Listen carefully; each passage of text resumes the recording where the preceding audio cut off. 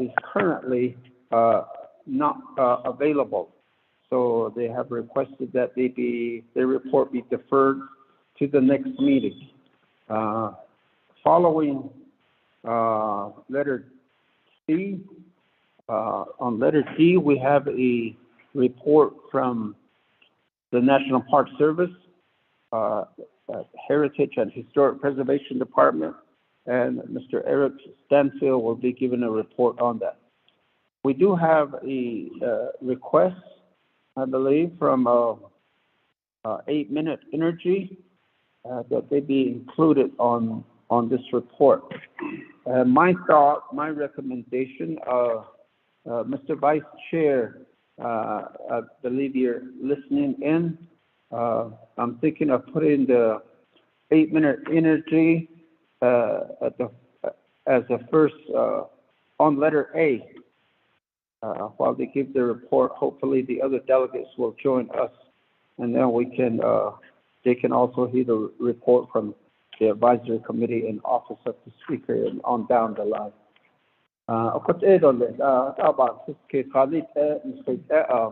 Vice Chair. Good morning, Mr. Chairman. It's good to hear your fresh voice and recovered voice, Johnny. I agree, as you wish, Mr. Chair, and we will probably be able to come to the other reports when the other delegates come on to the meeting. So I agree. Biga.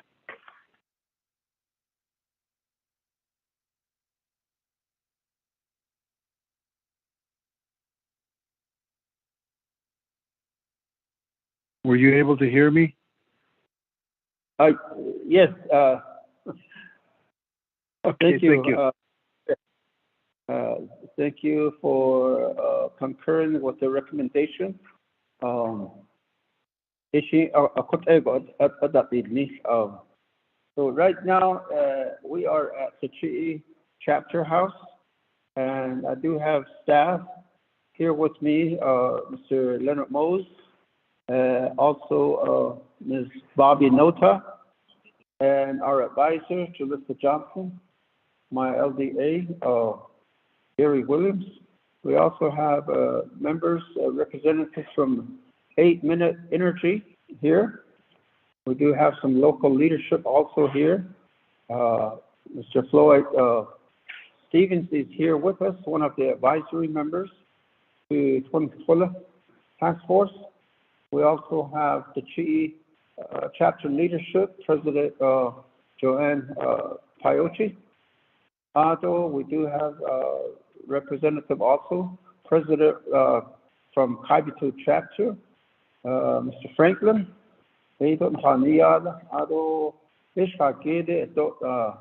My brother, President Ellen Fowler. Welcome to the Chi'i chapter. Again, this is the regular meeting of the Twin Task Force, formerly known as the Quadrilateral Agreement Task Force. So based upon the recommendation and concurrence by the Vice Chair, we will go ahead and give some time to 8 Minute Energy to present something to us. They were here yesterday, I believe for the last couple of days, giving some information on 8 Minute energy, solar energy. I believe the plan is to have that solar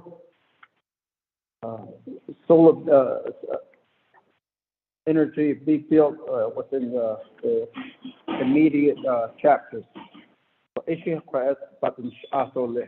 And they requested at least 10 minutes. Hopefully within that 10 minutes of the report, we'll have other delegates join us. And we'll have our recorder, Mr. Leonard Mose, and I on the laptop to see who calls in. So I will now turn the time over to 8 Minute Energy. to present their report. 8 minutes, you have the floor. Honorable Chair and visitors and other members of the community. We're getting the PowerPoint presentation loaded.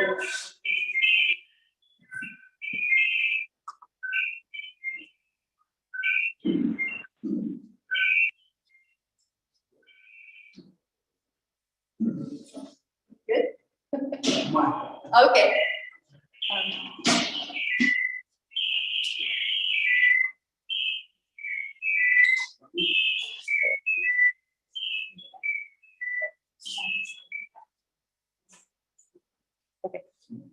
Okay. Now better? Yatek, Colette Brown, Linetia. I'm Salish Kootenai, born for Putnam, and I grew up in Saley, Arizona, and I graduated from Chinle High School, and my dad is from Crystal Rico, and my Nully is the late code talker John Brown Jr. So I used to work in the Farmington area with BHP coal mining. And so I moved down to Tucson, and I recently joined 8 Minute Solar on this project. So I also have with me Mr. Larry Jackson. You want to introduce yourself real quick? Nothing, my daughter here. Over the go. I'm so funny. Charlotte,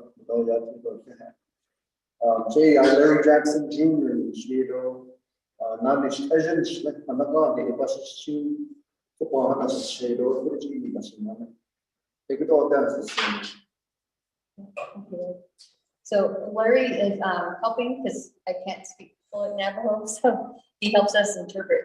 So as Honorable Chair, Vice Chair mentioned, we did have an open house with the community of Lachee for the past 2 days, so Sunday and Monday. And the purpose of that was to help the community understand the project. And I'm not sure if we'll be able to get the presentation to work, but if we can't, we'll email it to everyone. And we also have the open house posters that we can print and make available to anyone who requests those. So the project that we're working on is in partnership with the Navajo Tribal Utility Authority. And the intent of the overall project is to utilize what we call stranded assets that were left behind of the closure of Navajo Generating Station. So with that spare capacity, there's room to develop solar energy. With a lot of the utilities around the country are moving away from carbon-based energy. So solar energy is really the wave of the future. And with this project, we have identified a lot of local benefits that would help the community with the closure of NGS, such as the construction jobs and some permanent jobs.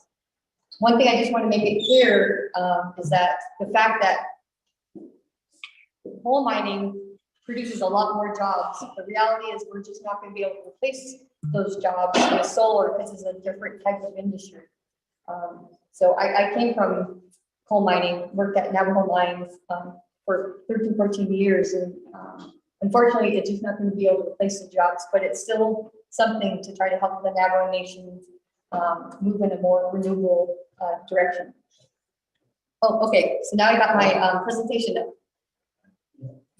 So as I mentioned, we're 8 Minute Solar. The company's based out of California, but all of us live kind of all over the West. I'm based in Tucson. And Larry was formerly with NQA, but he recently joined us. But NQA couldn't make it today. They had to head back to court compliance. Next slide.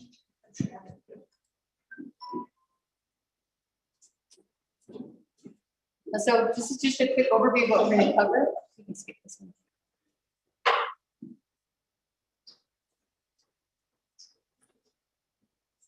So I'll cover a little bit more about the partnership that we have with NQA. So the reason we wanted to partner with NQA has a track record of solar projects on the Navajo Nation. And also they're the only developer of utility scale projects on the Navajo Nation.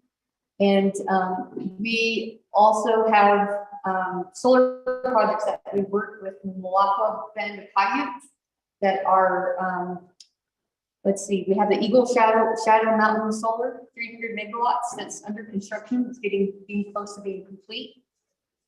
And then we have the Southern Bighorn Solar Energy Storage Project, which is another 300 megawatts.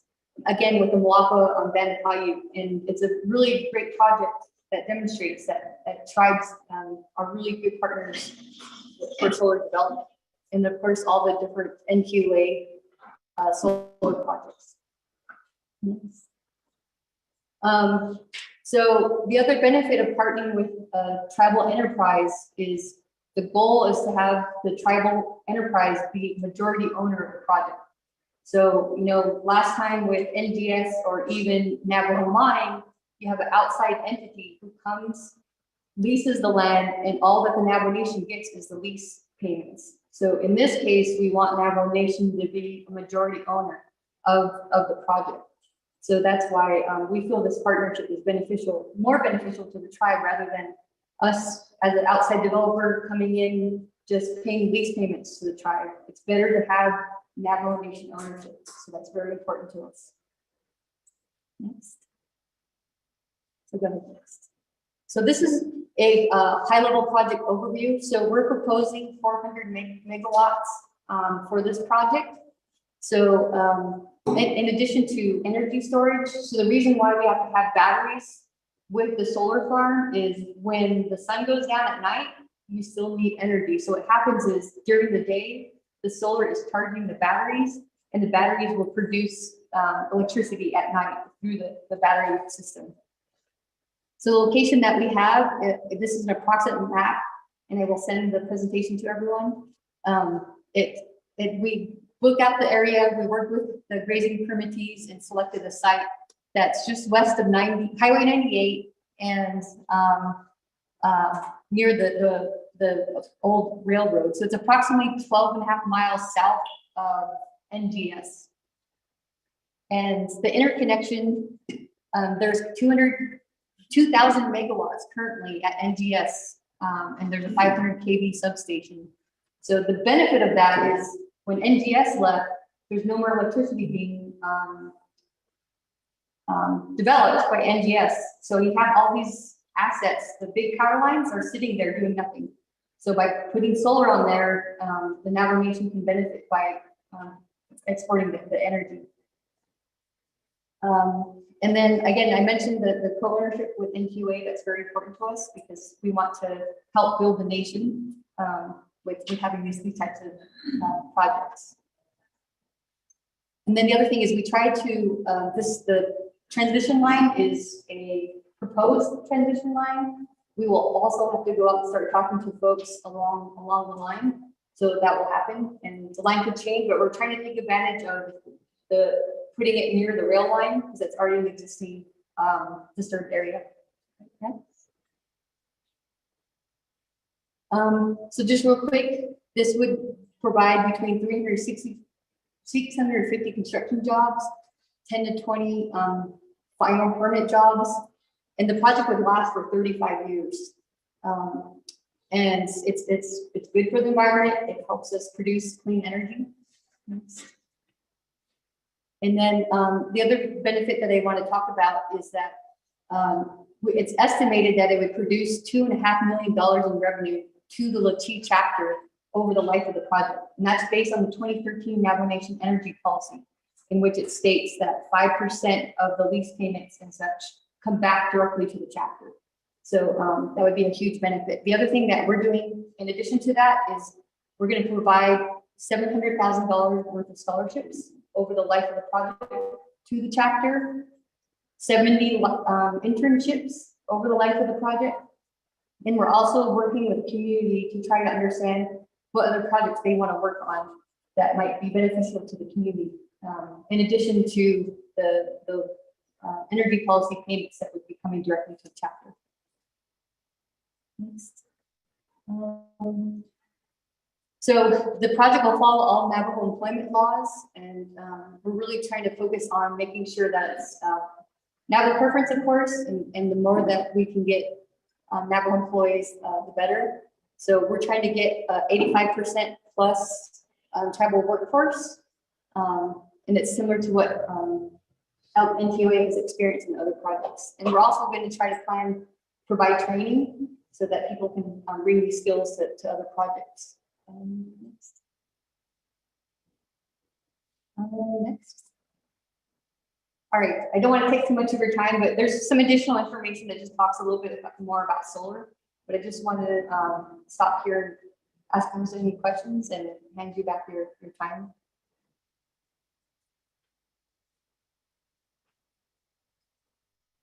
Yeah.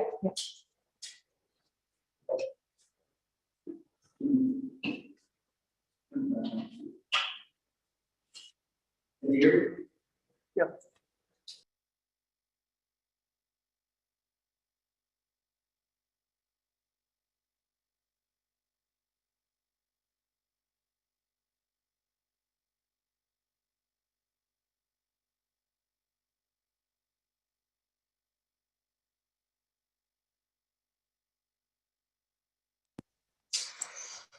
Okay, thank you.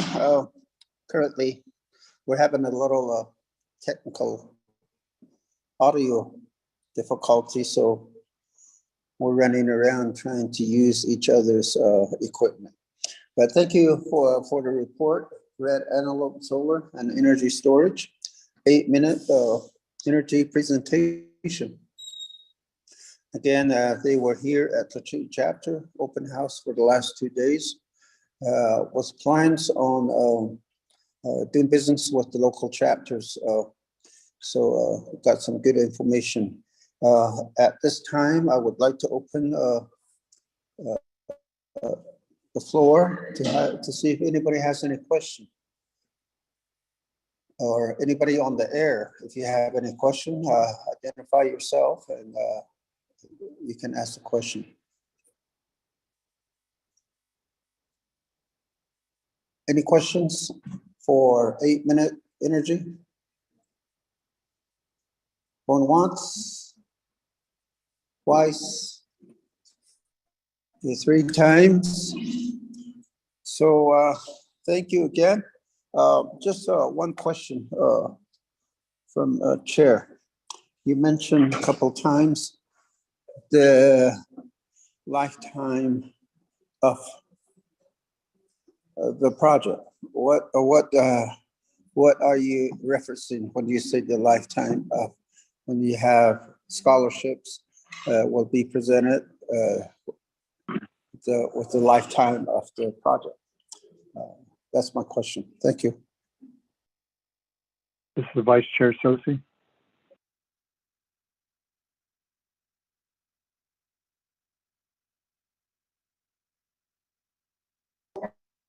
Can you hear me, Mr. Chairman? For the 35 Can you hear me, Mr. Chairman? for the project.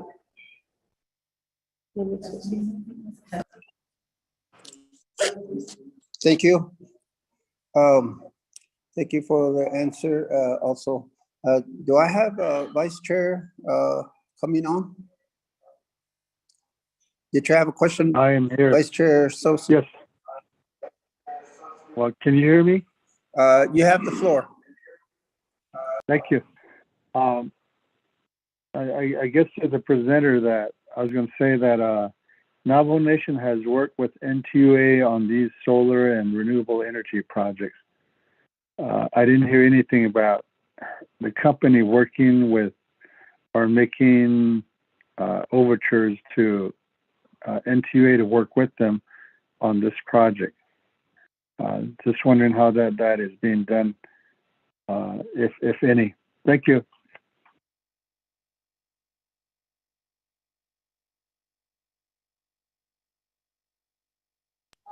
Can you hear me? Yes.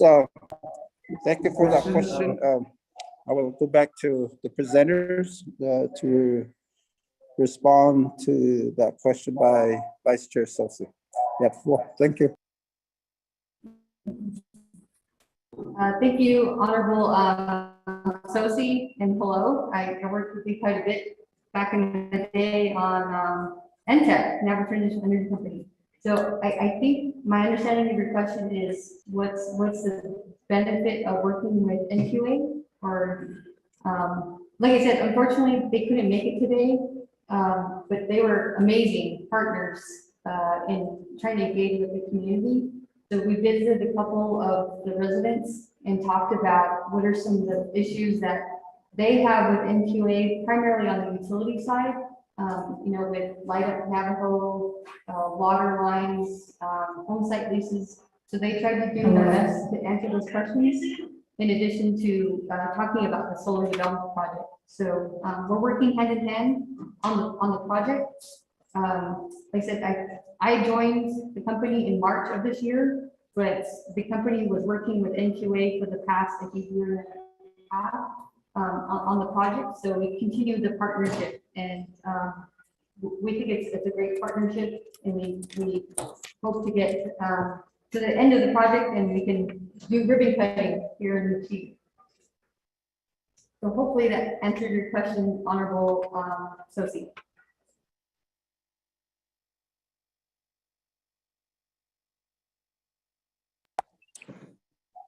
Thank you for that response. Do you have a follow-up or anything, Vice Chair Sosi? No, I don't. Thank you. Thank you. Do we have any other questions from those that are on the air and here at the Chief Chapter?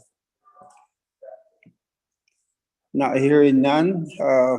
Thank you, 8 Minute Energy, for your presentation. I'm sure we will be hearing more from you. Appreciate that. Thank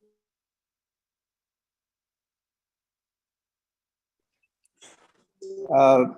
Let me go back to our recorder, Mr. Leonard Mose. Do we have any?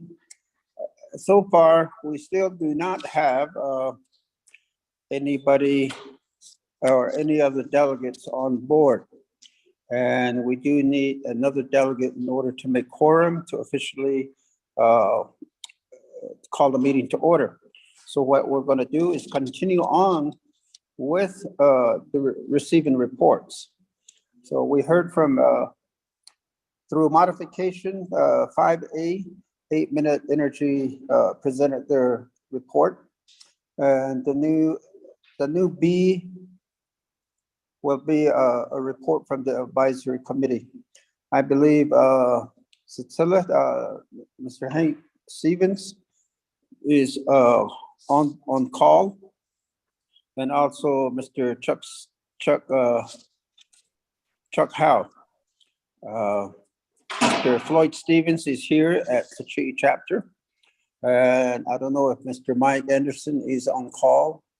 I do have my LDA Jerry Williams here. These are all members of the advisory committee with the Twin Tula Task Force. So I think Mr. Stevens here tabbed Mr. Chuck Howe to give a report. So at this time, Chuck, can you give us a report on from the advisory committee? We did have a meeting, me and Vice Chair Sosi, and it was a very informative meeting last week or the week before. We have so many meetings that it's hard to keep track of when we had the meetings and things like that. So at this time, Chuck, Mr. Chuck Howe, are you available to give a report? Good morning, Mr. Chairman. Excuse me. Yes, I am. Yate Shinatani, task force members, fellow advisory members and staff, as well as community members that are listening in or in person in Lachee. I apologize for not being in person this morning. Can you hear me okay?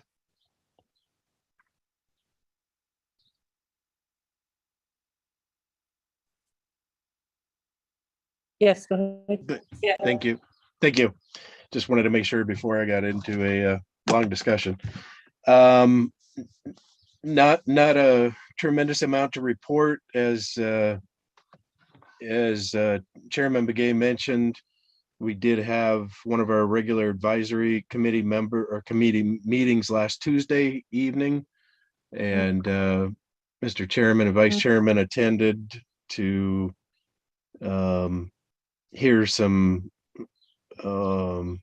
discussion from the advisory members, and as well as some additional updates that we hadn't been able to provide during previous advisory previous task force meetings. There have been a number of discussions. Obviously, the recent meeting with National Park Service at Antelope Point Marina, discussing some of the current safety concerns, as well as the issues related to the declining water levels at the marina operations there, and the need to make some operational changes, understanding that Mr. Shopman and Mr. Reynolds are not available to provide any additional updates for today's meeting, but the advisory members appreciate their engagement and involvement and providing that input over the last year plus now. Some of what the advisory members, in addition to Eric Stanfield, staff from HHPD, have been discussing last Friday. Eric and I, as well as Mr. Michael Lewis from Navajo Nation Washington office, who's also on the line this morning, we had some discussion as to developing more of a fact sheet that we can be referencing and utilizing, number one, to document a lot of the discussions, research, staff, resource development, interpretations that have been compiled over the last couple of years. This fact sheet would also document what agreements are currently in place between the National Park Service and the Navajo Nation, in addition to any other agreements with Bureau of Reclamation and BIA as the other two parties of the previous quadrilateral agreement. Some of these discussions and summaries include existing agreements, that some of which have been fully satisfied, some continue to be in progress with respect to reports from National Park Service communication between Navajo Nation and National Park Service. At some levels, some of these discussions happen on a regular basis. Some levels they do not. And pulling together a fact sheet that identifies what these agreements are, and the interpretation from Navajo Nation as to what the expectations are of how these agreements could be or should be satisfied. Some of these that were mentioned included off-road vehicle use / restrictions, the agreement as far as management operations at Rainbow Bridge, various consultation agreements, specifically with Historic Preservation Department. And basically we want to make sure that we've got a factual summary of what these agreements are, what the commitments are, and presentation from both sides as to how these agreements are being satisfied. This is important in moving forward. Obviously, the quadrilateral agreement is now expired. Some of these previous agreements made reference to the quadrilateral, so we also want to make sure we've got a legal interpretation as to how these agreements remain in place. Are they still functional without the quadrilateral agreement? Are they still practical? Making sure that we understand exactly what we need to move forward, and what either restrictions or limitations either side may have in moving forward, to come to terms with how resources are being managed, how efforts under consultation are being satisfied, both at the federal level as well as at the tribal level. The other discussions that we've had over the last several weeks, both at the advisory level as well as with chair and vice chair and with Navajo Nation staff, have been discussing what plans for development the Navajo Nation has.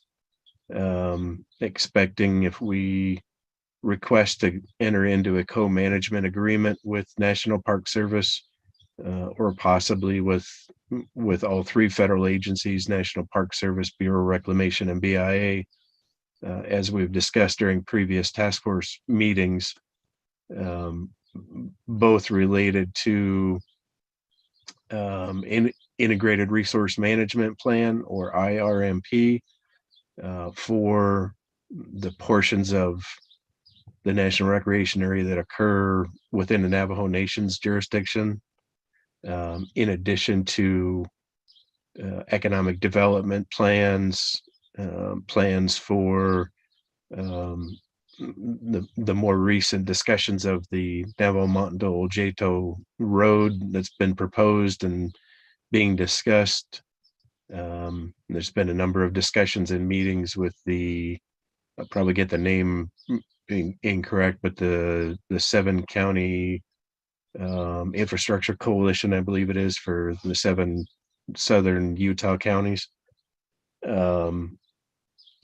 So there's a lot of discussion related to economic development, to infrastructure development, some related to ARPA, ARPA funding for infrastructure, in addition to expansion of tourism.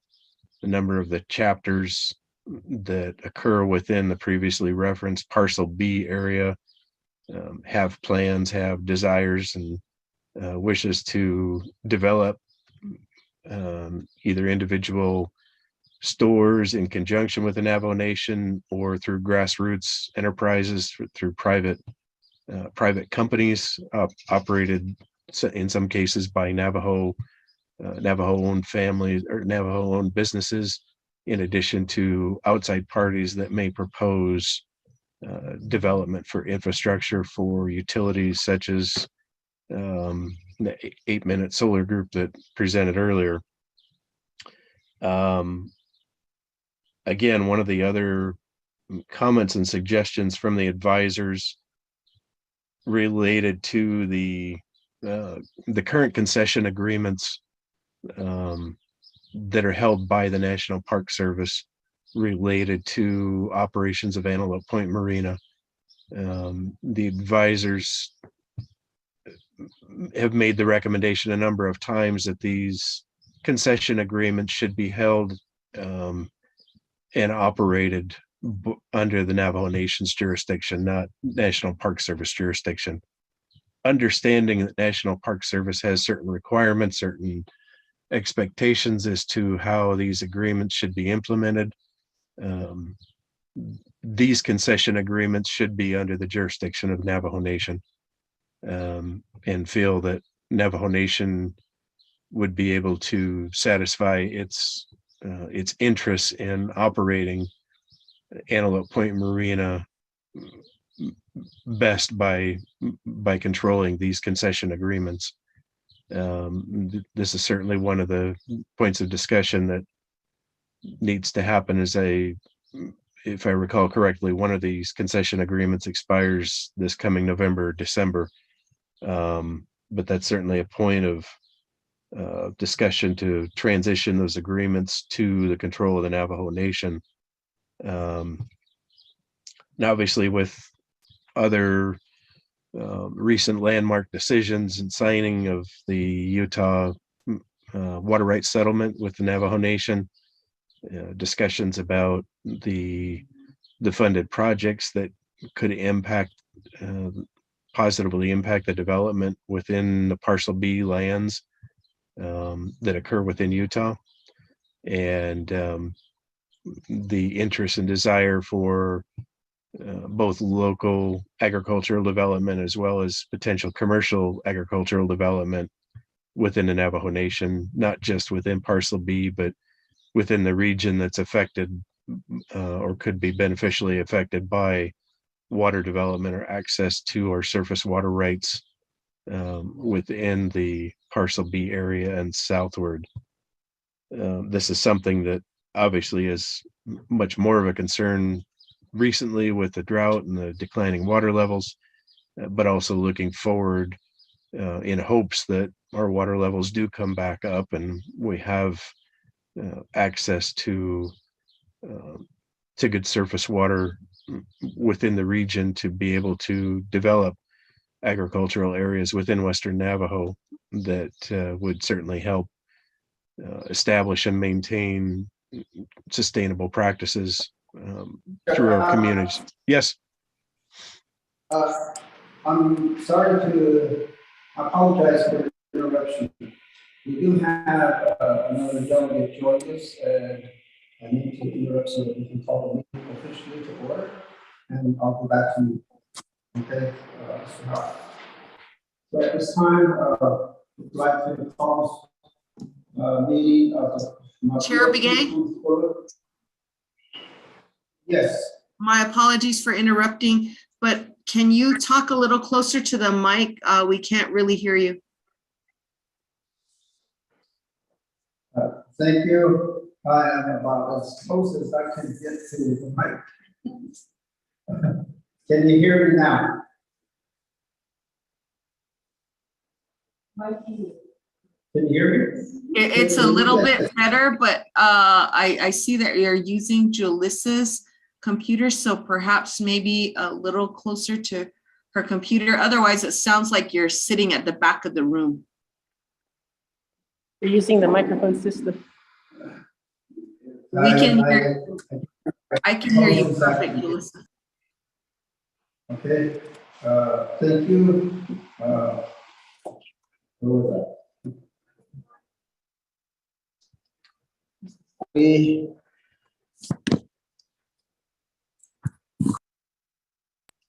We are going to call this meeting to order officially at 10:57 a.m. Daylight Savings Time. This is again Navigated Toilet Task Force. Today's date is June 21st, 2022. This is a regular meeting of the task force. So we called the meeting to order right now. We did have, let me go to Mr. Mose to do the roll call at this time. Yes, sir. Morning, everyone. Honorable Paul Begay Jr. Delegate Paul Begay. Sir. Honorable Herman Daniels Jr. Honorable Herman Daniels Jr. Honorable Otto So. Honorable Otto. I am present. Thank you. Go on mute. Thank you, sir. Honorable Thomas Walker Jr. Honorable Thomas Walker Jr. Honorable Leonard Sosi. Good morning. I'm here. I'm present. Thank you, Vice Chair. Chair, we have 3 members constituting quorum.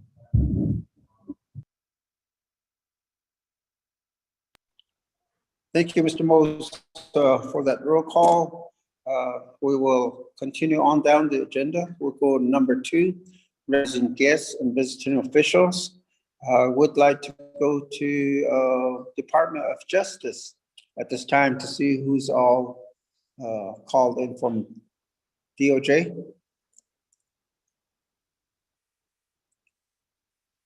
Any representative from the Department of Justice? I hear none. Let's go down to the Division of.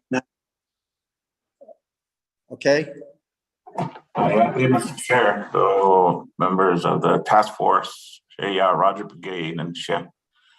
With the question national being the Tony Buses chain, Kia Ani Aegis Chados, Jini Jashanada. One of the assistant attorney generals with the Department of Justice, and I'm just listening in today. Yeah. thank you, Mr. Roderick McGee, for joining us from DOJ. Let me go down to Division of Natural Resources. Do you have any representative? Good morning, everybody. This is Eric Stanfield from DNR and HHPD specifically. Thank you, Mr. Stanfield. Thank you for joining us. Anybody else from Natural Resources? I don't hear none. Let me go down to Division of Economic Development. Do I have anybody from the Economic Development Division?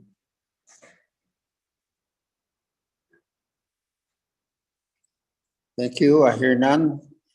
From the Navajo Nation Washington office, do I have anybody calling from the Washington office? Yeah, this is Michael Lewis. I'm with the Navajo Nation Washington office. But I don't have any comments. Thank you, Mr. Lewis. Thank you. Thank you for joining us, Mr. Lewis, from the Navajo Nation Washington office.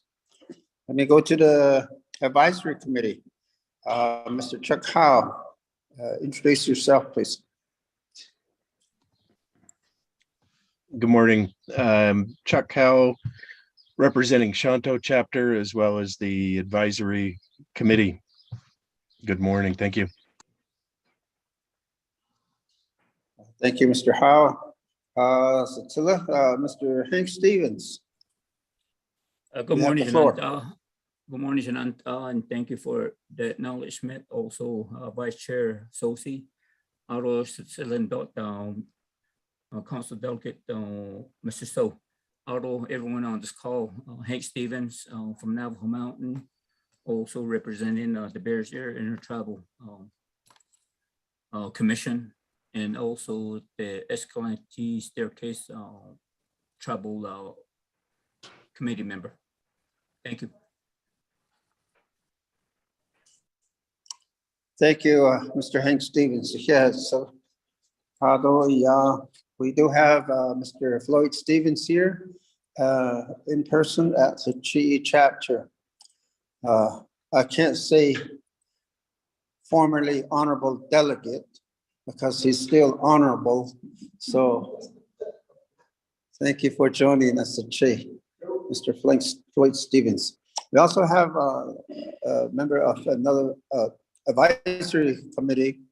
My LDA, Sir Jerry Williams, also is present. Mr. Mike Anderson, are you available? I believe Mr. Anderson is in the process of calling in right now, so he should be with us momentarily. Thank you. Appreciate that information, Mr. Howe. Let me go to OPVP, Office of President and Vice President. Is there anybody calling in from the executive branch?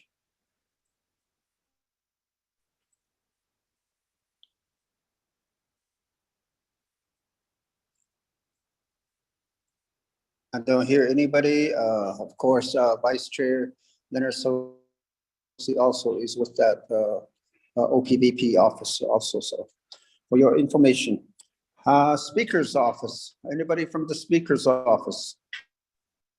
Good morning, Shachayat Ebene. From the Office of the Speaker, you have myself, Sherilyn Yazzie on the line, Mr. Tommy Sosi on the line, and Mr. Kyron Hardy on the line, Shachay. Okay, thank you. Good to see your voice, Satsui. Sherilyn Yazzie is Chief of Staff with the Speaker's office. Of course, their staff is Mr. Sosi and also Kyron Hardy. So thank you for joining us. We do have you on the report also. So hopefully you have somebody designated to give that report. So anybody else on call, please identify yourself and what department or division you represent. Chairman, Nadia, this is Thomas Walker. I'm on the call now.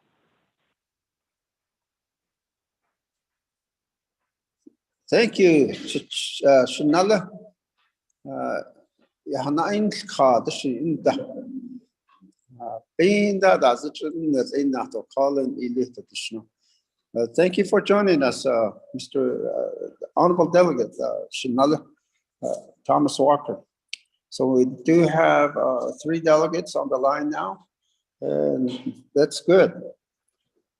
But hey, yeah, I don't hear anybody else from the other departments. Would like to still go ahead and acknowledge again here. We have local leadership here at the Sachi chapter, Sachi chapter president, Ms. Payochi, Ado Iya Kapamine chapter president, Mr. Ellen Fowler, IB2 chapter president, Mr. Tom Franklin. Of course, we have community leaders, Club C president from Kapamine, Shema Linda Long, community member Michelle Ellison, a couple members representing the 8-Minute Energy who presented earlier this morning. Appreciate your presence here, and we will continue on. Let me go down to on the agenda. We did number 2, recognizing guests and a visitor official. Number 3, review and adopt the agenda. At this time, I would like to have staff go through the agenda. Thank you, Mr. Chair. Good morning, honorable task force members and advisors. This is the Navigate Total Dakota Task Force of the 24th Nomination Council regular meeting.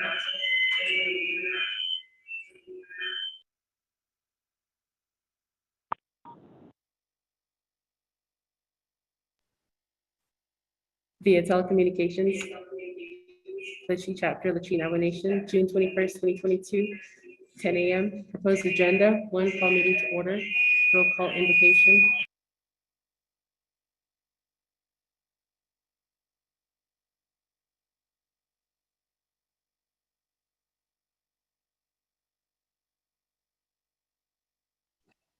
One, call meeting to order, roll call invocation.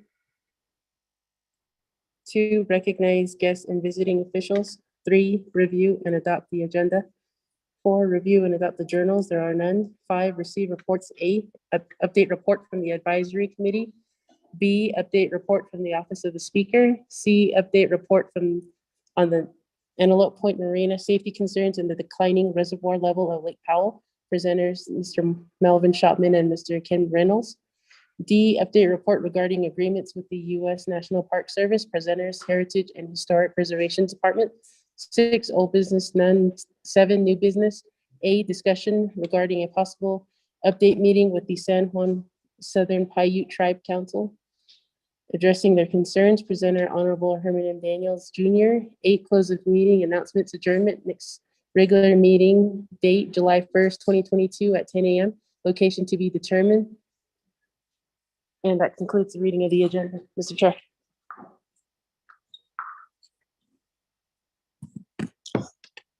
Thank you, Ms. Johnson, for reading and reviewing the agenda.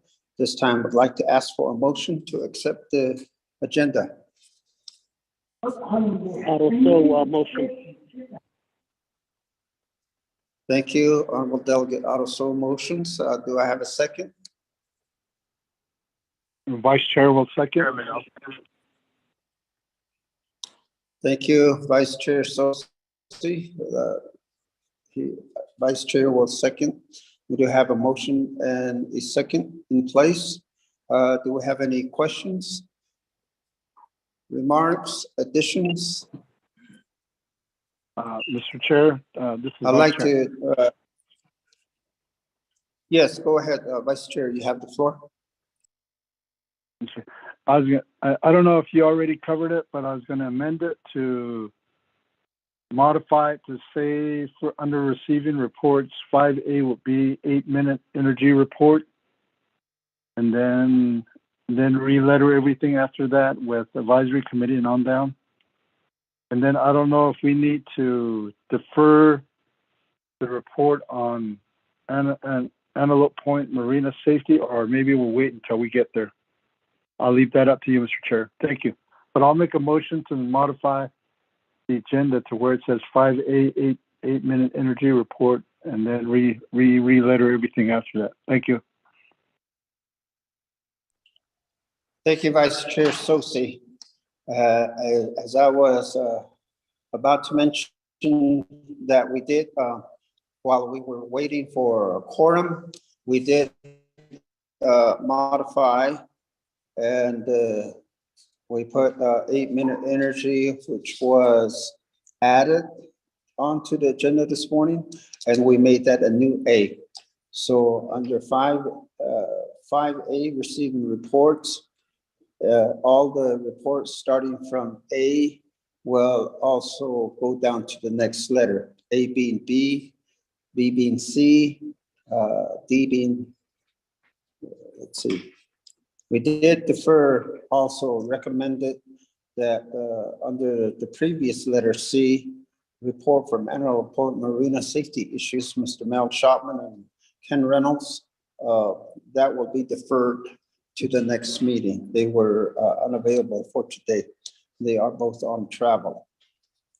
So that is the modification as quoted by Vice Chair.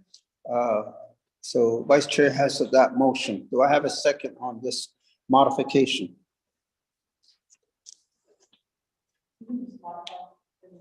Chairman, I'll second. Second.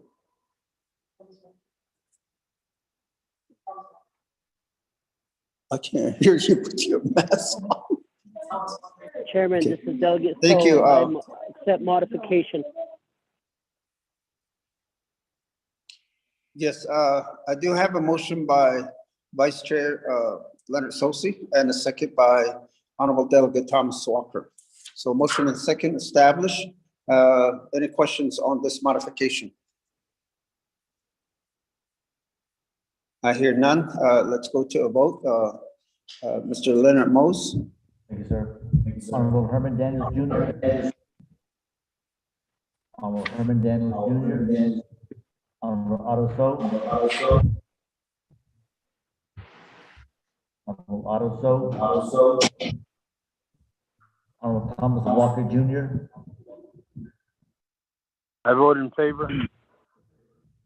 Honorable Thomas Walker votes green. Honorable Leonard Sosi. I vote green. Honorable Leonard Sosi votes green. Honorable Otto So. Otto So votes green. Honorable Otto So votes green. Chair voted 3 in favor, 0 opposed for the modification. Thank you, Mr. Mose. Let the record show that we have 3 in favor, 0 opposed on the modification. And then we'll continue on from here. We have adopted the journal or the agenda.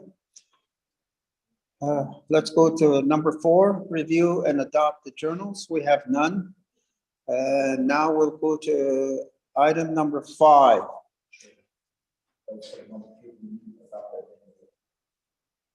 Oh, on the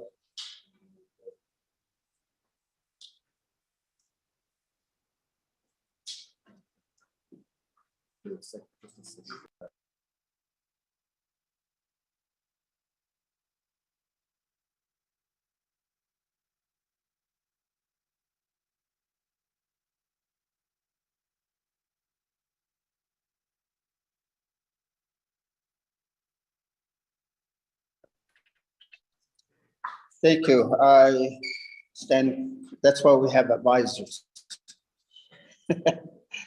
I stand corrected. We will, Vice Chair Sosi, combine your modification with the acceptance of the agenda. both of them combined, and we'll be voting on that. Correct, or don't we vote? You good? Okay, so Vice Chair Sosi, your motion and Honorable Delegate Thomas Walker's second. For the record, both modification and the acceptance of the agenda will be combined in this vote. Thank you. Going on, item number 4, review and adopted journals. We have none. Number 5, receiving reports. As mentioned, we did receive a report from 8 Minute Energy. That's the new A. The new B is update report from the advisory committee. We will now go back to Mr. Chuck Howe to continue his report on behalf of the advisory committee. Mr. Chuck Howe. Thank you, Mr. Chairman. And again, good morning to task force members, Honorable Thomas Walker Jr., Honorable Odo So. Good morning. Glad you could join us. As I had mentioned, there's been a number of meetings that we've had. Hopefully anyone that's joining us late can, as I understand, we're streaming on Facebook, and hopefully somebody could listen back in on the recording later. As far as other updates, I'm sure people don't want to hear this twice. But the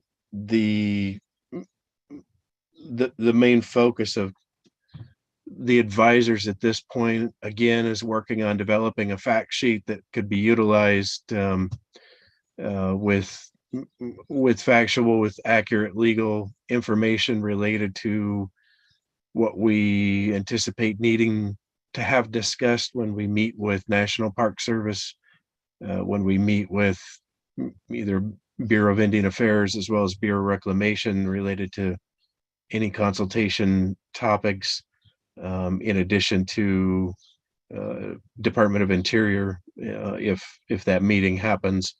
The advisors acknowledge the need and support the need for updating NABI committee on discussions, meetings, any other topics related to the task force meetings and the advisory meetings for the last 6 to 12 months, as it's been quite some time since we've presented to NABI committee.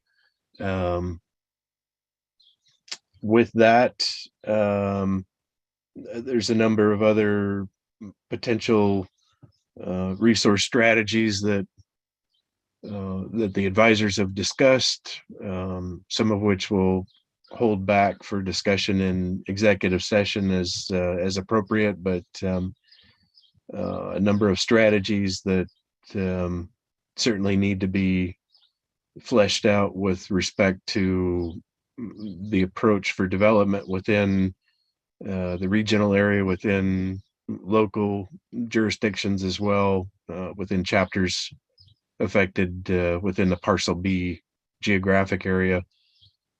The other topic that's been discussed at times over the last 4.5 years that that most of the advisors have been involved in these discussions prior to the establishment of the task force, related to how the area downstream from the dam down to Navajo Bridge, or to the upstream limits of Grand Canyon National Park, where the National Recreation Area and the National Park have a common boundary at Navajo Bridge, off alternate 89 state route. Some of the discussions related to that is that area that I've often referred to in meetings as Parcel C, which was not part of the quadrilateral agreement and has never been addressed. Part of the concern is that there's not a written or a documented understanding as to how management occurs within that corridor, and where authorities lie between Navajo Nation and between National Park Service and others. And that's, I believe, part of future discussions from the standpoint of establishing understandings between Navajo Nation and National Park Service. As we've all heard in previous meetings, discussions that Navajo Nation Tribal Parks has interest in developing within the Marble Canyon area, as well as opposite Lee's Ferry. So some of those discussions certainly need to happen from the standpoint of establishing understandings how that that section of the Glen Canyon National Recreation Area can be either developed, could be expanded, could support business development as well, economic development, tourism, et cetera. So there's a number of interests. At one time, there was discussion with Department of Justice with the chapters affected by the quadrilateral agreement to establish development concept plans, of which none of the chapters have the resources available to either hire or develop these concept plans on their own. This is something that's definitely going to be a need. Certainly makes most sense to do this at a regional level as opposed to individual chapter levels. And certainly working with the individual chapters, CLUP-C or Planning and Zoning Commission, as Shanto has a proper Planning and Zoning Commission. Certainly each of the chapters need to have a reference to how they are affected or how they plan to implement or develop within this parcel B area, as well as the area that I've referred to as parcel C downstream of the dam. As we move forward into discussions and potential negotiations of how management occurs within this area, either under co-management with National Park Service or otherwise, there needs to be a consistency in how these strategies, how the potential economic development, potential commercial developments occur within these areas with the respective chapters within their club, their comprehensive or community-based land use plans. And again, these are all issues and concerns that need to be addressed. And these obviously reach beyond some of the chapters requirements, and in having been a member of Shanto chapter Planning and Zoning Commission for a number of years now, and recognizing the limitations that the chapter has in being able to hire a consultant or hire staff to be able to fully develop these plans and prepare them at a highly professional level compared to what we would see from National Park Service or something addressed at the Navajo Nation level in general. This is definitely a need to support the chapters in ensuring that the plans at the chapter levels are consistent with what gets negotiated at the regional level within this parcel B area, within the area affected by Glen Canyon National Recreation Area. With that, would certainly open the floor to my fellow advisors, in addition to Eric Stanfield, based on discussions we've had as an advisory group, for anything that I haven't brought up that they would choose to bring up. I'll pass the microphone to my fellow advisor, Hank Stevens, first. Hank, you have the floor if there's anything you'd like to bring up.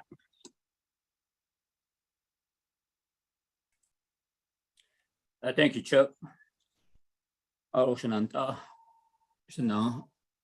Chair, Chair Co-Chair, Mr. Leonard Sosi, select Oduso Nanta, Chair, Honorable Thomas Walker, Arota, Nikina Iso Tange, thank you for joining in, and I do appreciate the time that is allowed to the advisory committee. Hank Stevens is not just now mountain day in Nasha, but so not stage couple, but just chain do no dash that's chido. Aro torich eat ni get the shanalan. Okay, with that, I do concur with some of the topics that Chuck had actually already mentioned. The safety concerns of Antelope Point Marina, and some of the documents, letters, and whatnot that are actually being expedited on behalf of the Navajo Nation to Department of Interior to actually maybe address these concerns in a timely manner. Also, one of the things that he mentioned about fact sheets, I think this is very critical in our plans to actually move forward to actually address some of these issues with the National Park Service, the Bear Reclamation, and BIA. And with that, existing documents, and like Chuck said, some have been satisfied and some haven't been satisfied, and these are things that I think we need to discuss and put on the table. And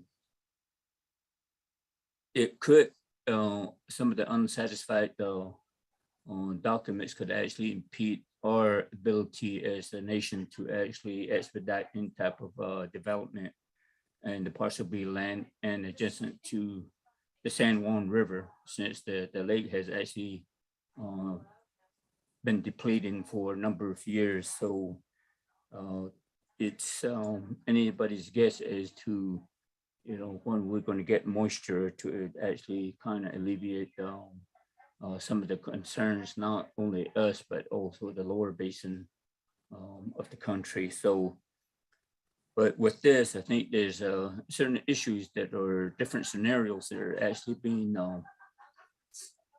addressed at this moment, the concerns of the water and all of that. But on our end, I think we're looking at cultural archaeological sites that are actually being exposed, and how we're going to be able to mitigate these sites, and how what is our plans to actually preserve some of these sites. And during our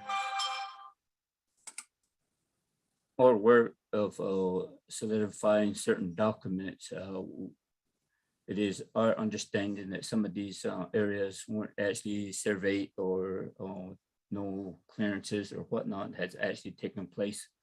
The only thing that was done was to identify the sites, and the sites were actually there, and the government actually knew of these sites. But at the same time, the water actually rose and engulfed some of these sites. So from there, we're also looking at impairment of the canyon lands, of the shorelines on the Navajo Nation side.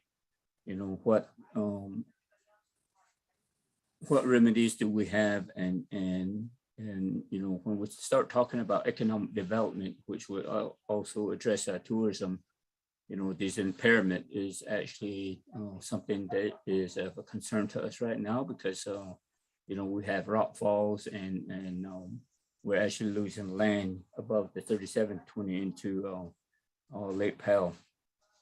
So these are things that we continue to monitor and see what type of remedies that we might have.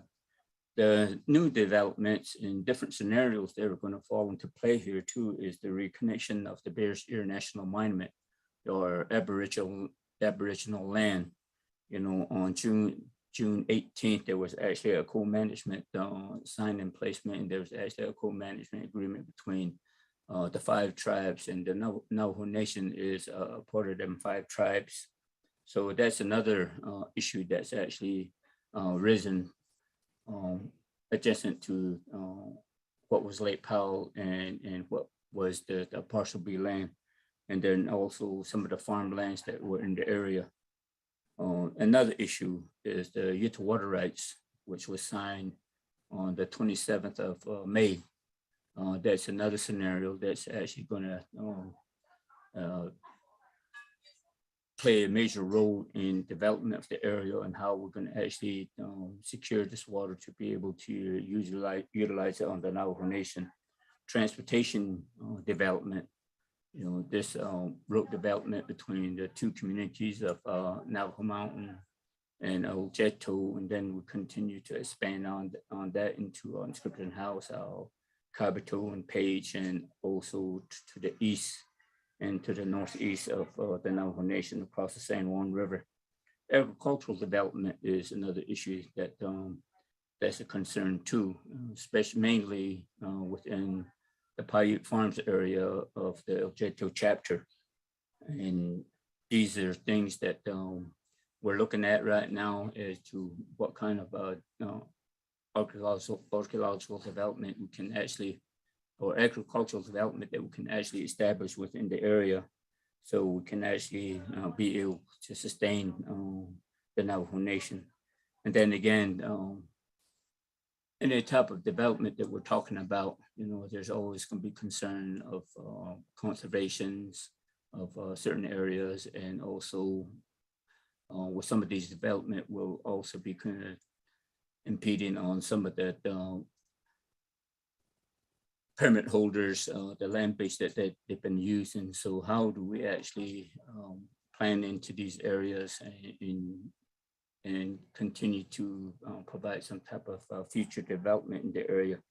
So these are things that that are of concern right now. And like Chuck said, we would like to provide more information, but there are some issues here that are very sensitive, and we believe that some of these issues can only be addressed during the executive session. And then from there, we also need to address some of these issues with the Navajo Nation Council.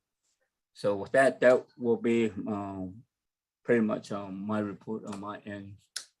And thank you, Shenandoah. Chair, back to you. Thank you, Hank. And I know Mike Anderson's recently joined us. I wanted to give him the opportunity to introduce himself, as well as anything else that he'd like to share, and then we can take it to the chapter house where Mr. Floyd Stevens and Jerry Williams are in attendance. Mike, anything you'd like to add?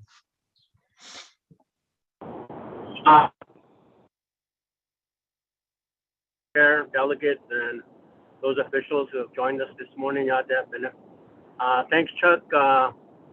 This is Mike Anderson. I don't have much. I apologize for coming in late when I was going through a bad reception area. I caught part of what you said, didn't catch the other part, but you're generally very thorough, Chuck. So I am gonna defer to whatever you may have said, and I appreciate the time this morning. That is all. Thank you.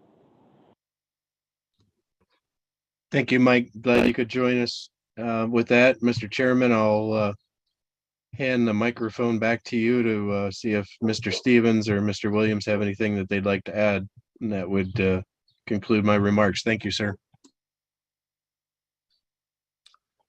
Thank you, Mr. Howe, for giving us that report. Also, still Mr. Hank Stevens. Appreciate the report, all the information. Advisory members play a very important role in our on the things that we want to accomplish with the task force. So their information is always important and vital to our task force. As mentioned, Floyd Stevens is here. He will also speak here. Mr. Che, you have the floor here.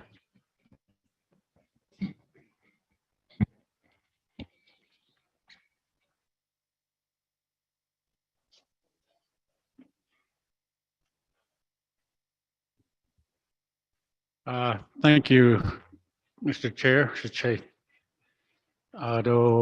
Acknowledgement to all who are present at Sanchi chapter, and also the task force members and staff of the Navajo Nation. I just have a short comment in regards to the discussion today. I'd like to just bring up the fact that we need to start disseminating information in regards to what we are doing to the Navajo public. Ever since December 2018, when the President Nez called upon the chapters to be involved in the quadrilateral agreement to give input to the administration and the Navajo Nation in regards to the renegotiation of the quadrilateral agreement. However, the quadrilateral agreement did expire, and now the discussion is to how to approach the renewal or the renegotiation of the agreement. So since that time, 2018 to up to this time, we have not informed the chapter people at the local level and also the chapter leadership. And I have some of them asking about what's happening with the Glen Canyon National Recreation Area. So I believe that we will need to start giving out information, and then also to start the process of meeting with the federal officials. And then so that we can report back to the chapters on the progress that's being made and then what the plans are for the future.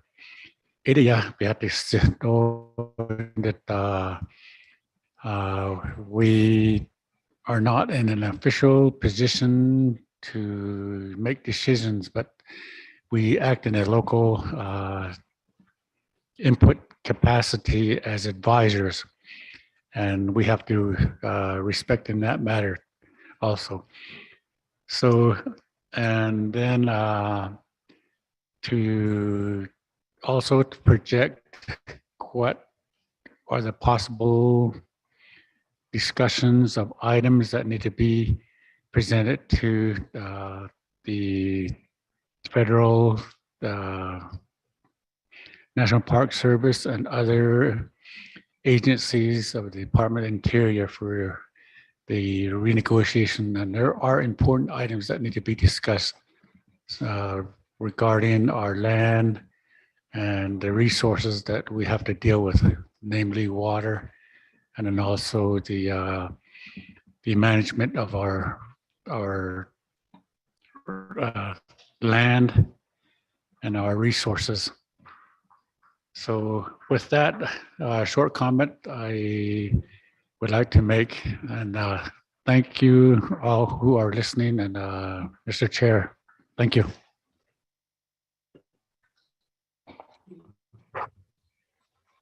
Thank you, Shache, Mr. Floyd Stevens.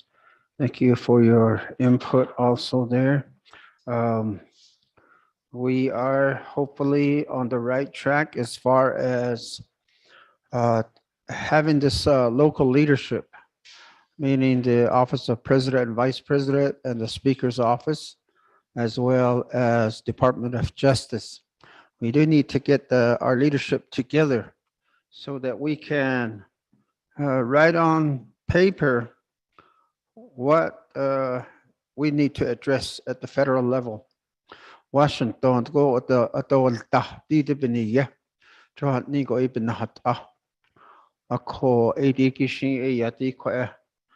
the next report from the Office of the Speaker in an effort to schedule a meeting.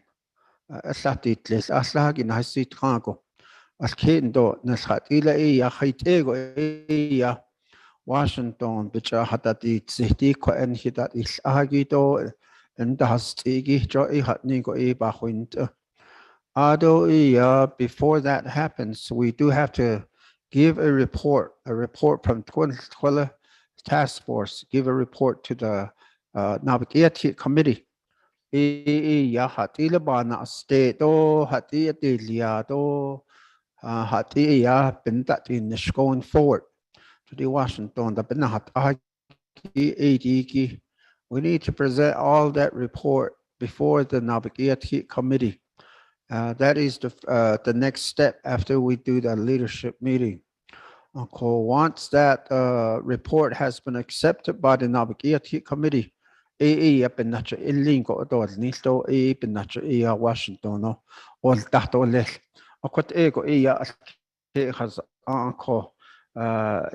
In his there are very good points that Mr. Chuck Howe and Mr. Hank Stevens and Mr. Floyd Stevens brought up. All those need to be put on paper. So yeah, those are the things. Those are the issues that matter to us as a task force that we need to bring before the Department of Interior in Washington. Are there any other comments on the reports from Mr. Chuck Howe, Hank Stevens, and Floyd Stevens, the advisory committee? Here at the chapter house, or anybody on the air?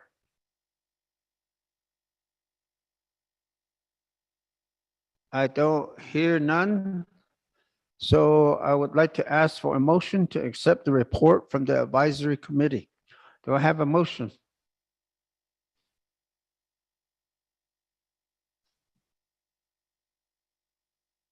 Honorable delegates, Vice Chair.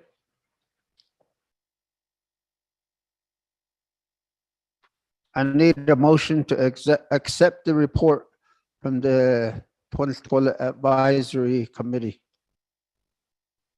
Motion, Daniel. Did I hear Delegate Daniels? Thank you, Satsila, my little big brother. Thank you for the motion. I need a second.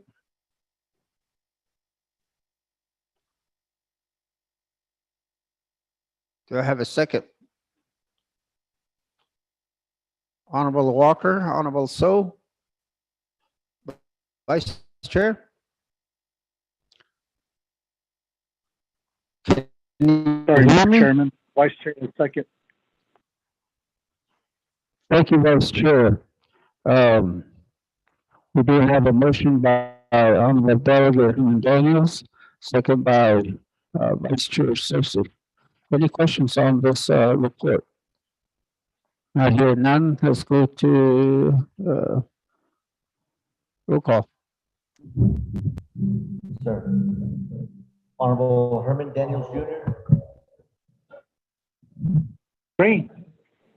Honorable Herman Daniels Jr. votes green. Honorable Otto So. Honorable Otto So. Honorable Thomas Walker Jr. I vote green. Walker Jr. votes green. Honorable Leonard Sosi. I vote green. Sosi votes green. Honorable Otto So. Chair voted 3 in favor, 0 opposed. Thank you for your votes. Let the record show 3 in favor, 0 opposed, and Chair not voting. Go ahead, Oles. Let's go on to the next. Before I go to the next report, select Honorable Delegate Herman Daniels. I give you the floor.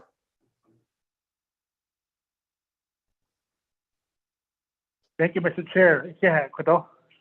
Go back here, hit Kodo. Karo Nana Kodo, sit head, Kodo. Herman Daniels Jr. Adonana Adona, Slinigi, but Annie.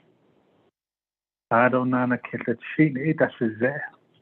Adonana Nakaitan, who get leaning, it as it say. Ado Ascot, so it as another, what I eat and then slant on the way down. Massive on or Z4.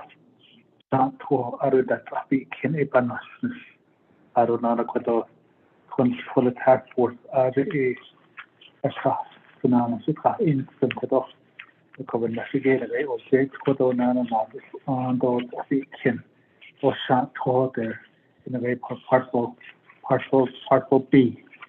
The urgent B to have even that. Partial A on the api kin. Mr. Chair, thank you very much. Thank you, Honorable Delegate Herman Daniels, for that introduction. I did jump over accepting report from the 8-minute energy. Let me go back and get a motion on that. That was modified, and we put 8-minute energy report before all the other reports. Okay, I'd like to ask for a motion to accept the 8-minute energy report at this time. Have a motion. Vice Chair motions. Thank you, Vice Chair. The Vice Chair motions. Do I have a second?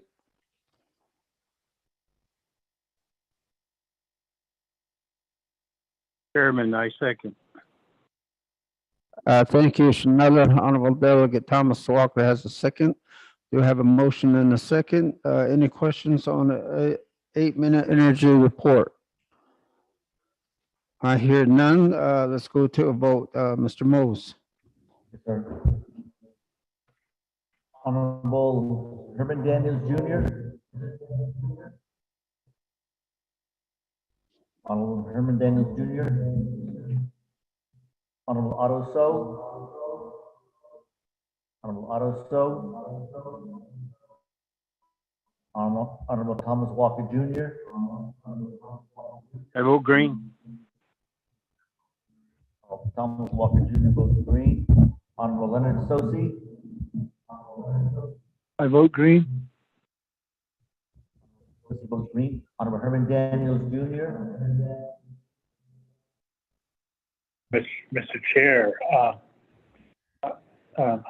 didn't hear the report, but I'll go ahead and vote green on this. Honorable Herman Daniels Jr. votes green. Also, Chair vote of 3 in favor, 0 opposed. Thank you, Mr. for your vote. Let the record show 3 in favor, 0 opposed. Chair not voting. We will continue on at this time. Chair, this is we'll Delegate, so I vote green. Sorry, I got kicked off. Thank you, Honorable Delegate Otto So will be voting green also. So the record will show 4 in favor, 0 opposed, and Chair. That's correct, Chair. Let us go on. There are other committee members going on, evening now. Sometimes we don't have the delegates here, or they come in and they kind of disappear. We do have RDC going on right now, and also Budget and Finance is also going on right now. So some of our members are on that committee also. Let me go to the new C, update report from the Office of the Speaker. Office of the Speaker, do you have somebody reporting from there? Good morning, Shachayat Ebene, Adot Nana, Tula Task Force, all those who are on the line joining us today. Yat Ebene Shea, Sherilyn Yazin Shedo, Hashkazon Shlon, Kia Ani Bashichin, Hatsoy Dashanella Hashlishi Dashichi, Ehud Asan and Shlin. I am the Chief of Staff here with the Office of the Speaker. I do have our team here who is also listening in attentively. I'll allow them to introduce themselves. Yat Shay Tommy Sosin Sha, this is Lynn Schlin, Twitch any Bashichin, Baby Twin Dash Chair Winagaki Dashnella. I'm a legislative staff assistant with the Office of the Speaker. Yeah. Good morning, everybody. My name is Kyron Hardy. I'm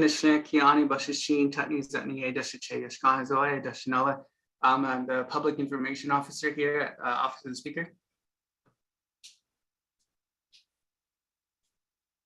Mr. Alray, are you on the line? Alray, can you please introduce yourself? I do know that Mr. Alray, our Communications Director, is on the line, but we'll go ahead and proceed forth with our report in terms of what the Office of the Speaker has been working on aggressively concerning APM. So at this time, as you know, I had a team introduce themselves. We do have Mr. Tommy Sosi and Mr. Kyron Hardy, who have been working extensively in getting this report compiled. Earlier on, we did make a trip out to APM. We had the opportunity to meet with Mr. Shopman as well as Mr. Melvin Shopman and Mr. Kenneth Reynolds. And during this time, we were able to receive an abundance of information. And with that was a ripple effect in terms of how we were strategically formulating our calendar. So moving forward, we worked to get a press release out, which was completed. We are presently working on the PowerPoint presentation, which is our primary project to assist the task force in presenting to the Nabikiatia. Mr. Kyron Hardy did formulate the entire PowerPoint presentation. And with that, he did send it out to the task force requesting for feedback on it. To date, we haven't received any recommendations on our PowerPoint. However, we are still compiling it and we should have it done before the end of this week. We are still inviting those of you who are interested in providing input to the PowerPoint. We would greatly appreciate it. We did provide an update to Speaker Damon. As you all know, he was in attendance to the last meeting that was held at the Antelope Marina. And with that said, we indicated that we would be scheduling a Nabikiatia meeting there at Lichi'i chapter coming soon. We did, I do know that we have Nabi this coming week on June 23rd. However, it looks like we'll be looking more so into July. We are working with the Office of Legislative Counsel to see what we can do with regards to an in-person meeting. As you all know, we are still under the state of emergency, which requires us to still be working by phone. However, that is something that we can definitely work towards in ensuring that we do have counsel there. So in preparation for Nabikiatia there, the Office of the Speaker is looking to have day one, a pre-meeting before the Nabikiatia meeting, and that is to invite all the delegates out to Antelope Point Marina to receive an extensive tour, and first beginning with a PowerPoint presentation providing a historical transcript of what the Antelope Point Marina has led to the task force today, and then proceeding with a tour of the marina all the way up to Rainbow Bridge and back down to the marina, concluding with the next day's final meeting with the Nabikiatia meeting, which would partake at Lichi'i chapter. I do know that Speaker Damon is in contact with Office of Legislative Counsel to see how we can coordinate these efforts in having our Nabi meeting there at Lichi'i chapter. While on the same note, we also have included Mr. Carlisle Begay, who is working on and is on standby and scheduling meetings in Washington, DC. So in culmination of our PowerPoint presentation, some of the recommendations that we will be providing to this task force in formulating the PowerPoint presentation is just listening to some of the recommendations one of the primary ones is the concession agreements should be under the Navajo Nation jurisdiction. I do know that based on a lot of the discussions that have been occurring, that DOJ will have to be heavily involved in some of these recommendations as well, in terms of also looking at the other recommendations that we can receive from the task force. The other object item that we were working with is with the Navajo Times. If you all noticed that the Navajo Times put out an extensive press release on Thursday, June 16th, 2022, which was last Thursday, regarding Antelope Point Marina. And due to the recent meetings with Mr. Schott, we had also requested the presentation and the update that his assistant superintendent provided in terms of the operation of the marina. With that, we want to include that in our report to Nabikiatia. So with that, Shiche, we do have, again, Mr. Alray Nelson, who has prepared another press release to go out today in conclusion with today's meeting to keep the momentum going in terms of making sure that we are keeping our Navajo people updated on the current issues that are occurring within Western Agency. And in addition to that, finalizing the PowerPoint by the team of myself, Mr. Kyron Hardy, and Mr. Tommy Sosi in finalizing the PowerPoint this coming week as well. Letters that were completed, joint letters of support from Speaker Damon and Mr. President Jonathan Nez were also handed to Mr. Schott as well.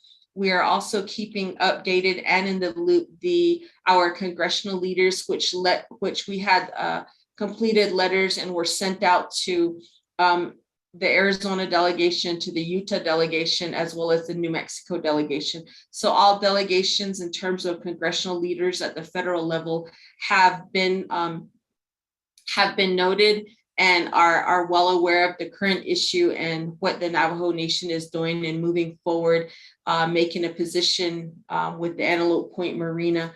So that is where we are at this point in time. Shiche, Ado Nana, task force members that are on the line, we stand for questions and any recommendations we do. We are taking notes for this meeting as well. Shiche.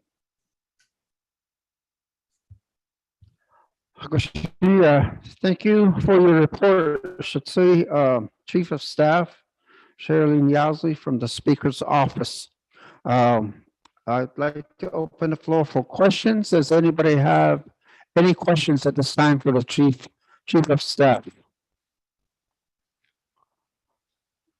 Anybody on the line? Yes. Mr. Chair, this is Vice Chair Sosi. You have the floor. Thank you. Yeah. First, let me thank the Office of the Speaker for being very supportive of the task force and assisting the task force with the letters that were sent out, the joint letter, and of course, the Office of the President. So appreciate that. And I think the media release also very much helped, and it caused quite a stir, in the media circle. So that was good to see. The federal government had a meeting with others, it sounds like at the law school at Boulder, Colorado. And one of the presenter was, I believe her name is Tanya Trujillo, and she heads up the water division within the Department of Interior for Secretary Holland. And what she said also kind of caused a stir. And that is, they want at least 2 to 4 more million acre feet of water to be conserved to keep the lake level up rather than having it go down to a dead pool level. And so, and the other thing too is that her saying that the federal government has the unilateral authority to make some serious changes if need be. And so it's got all the 7 states running around now, figuring out how to address this thought expressed by the assistant secretary from DOI. So I guess my suggestions or my comments, Mr. Chair, and that is they will get into some serious discussions on Lake Powell and also on the Colorado River. And I think the Navajo Nation leadership should begin to provide an inroad into those discussions. In 1922, when the Colorado Compact was done, the tribes were totally left out, including the Navajo Nation. And I think a letter maybe should be written to the secretary and maybe with a copy to President Biden, a joint letter again, saying that we wish to be at the table. And I think President Nez has already had similar discussion with the secretary about that, and just following up on that to say that we wish to be at the table, especially regarding the discussion on Colorado River. And so, and the tribe, the Navajo Nation, can then make suggestions on the Colorado River. Even the wild thought came to my mind that, maybe we should look at revisiting the 1922 Colorado Compact and, have it be redone. Because that was, of course, history shows that it was done when the river level was high, and it didn't take into account that the river level fluctuates. And so that's why one of the problems we're having. And I think there's now a agricultural force, a municipality force, and then nobody's really picking up the issue regarding the tribes, which needs it for both, for domestic and for agriculture. And so I think this is where maybe the Speaker's office the Speaker and the President can ask for a seat at the table and to begin to have input. I think these discussions, I don't anticipate the lake level going back up. I think this is where even some bold initiatives could be forwarded by Navajo Nation leadership to say, we want Parcel B back. You're not going to use it anymore. And the lake level will probably never rise to the level it was before. And so we want Parcel B back. And just make those bold initiative, bold ideas.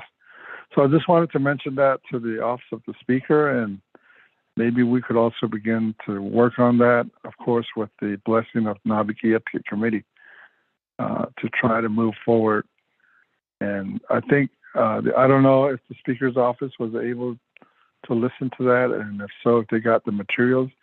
But I think it'll be interesting to get the record of that discussion that occurred up at Boulder and see which way the Department of Interior is wanting to go. The other one I think is we did the Cuddle meeting, and I got a chance to meet Ms. Trujillo there, Assistant Secretary Trujillo, and I was talking with Heidi Todichin on having providing an invitation to Secretary Holland also to the Colorado River or the Grand Canyon Dam. And I think we should maybe work on another joint letter, maybe asking for inviting Secretary Holland to Lake Powell area and begin to maybe have a dialogue with her.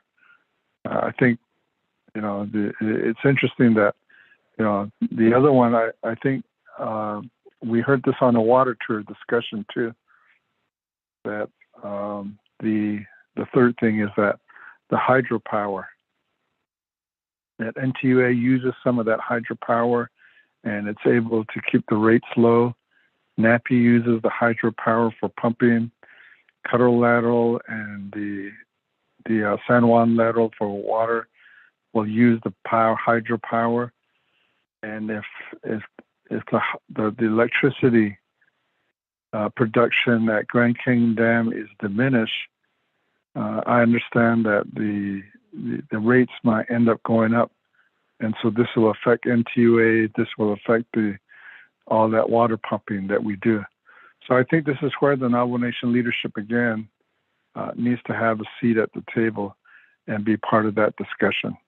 So I just wanted to mention that, not necessarily a discussion, but an encouragement to the Office of the Speaker to continue to work with the task force regarding issues pertaining to Glen Canyon Dam and Lake Powell. Thank you, Chief of Staff Yazzie, and thank you, Mr. Chairman. Thank you, Vice Chair. Then thank you for the report, Chief of Staff Sherilyn Yazzie. I think all these that Vice Chair brought up, we need to still have that leadership meeting from Office of the President and Speaker's Office, as well as DOJ, to accumulate all the issues that we need address at the federal level. So my thought is because the legal counsel's advisement and recommendation is that this report has to be made before the Navigator Committee. So therefore, the sooner that we get this leadership meeting scheduled, we can put all this information on paper. Package it as a report and get it before the Navigator Committee as soon as we can. Then we are on the right track. This is the right protocol. The legal counsel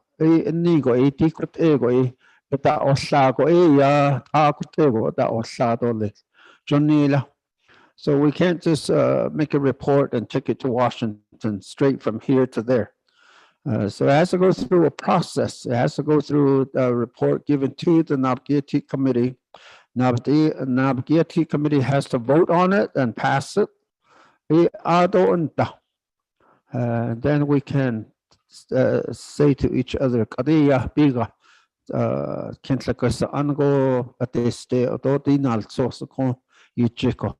so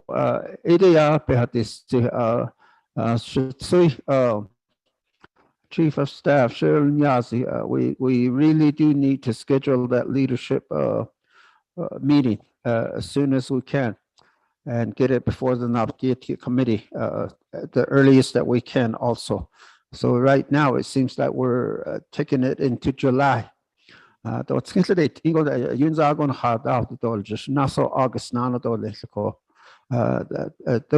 things. Just want to remind you that we need to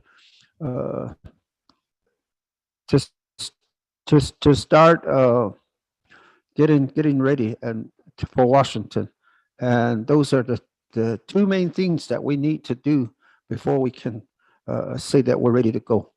Have the leadership meeting and report to the Navigator Committee. Ms.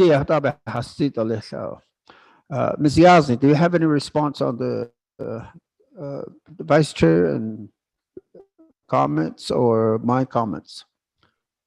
Oh, Nana Dole, thank you for the input. I don't know, Vice Chair, Mr. Sosi. So I did document all the 3 action items. One, the first one that we want to work on is the joint letter inviting Helen to Lake Powell would be one. The second one would be, which is Kyron Hardy will be working on, is getting the recorder on the meeting with Boulder, Colorado. And based on that, we'll schedule a meeting with Assistant Secretary Trujillo and Ms. Heidi concerning the Cutter lateral. as well, and including a seat at the table for those matters.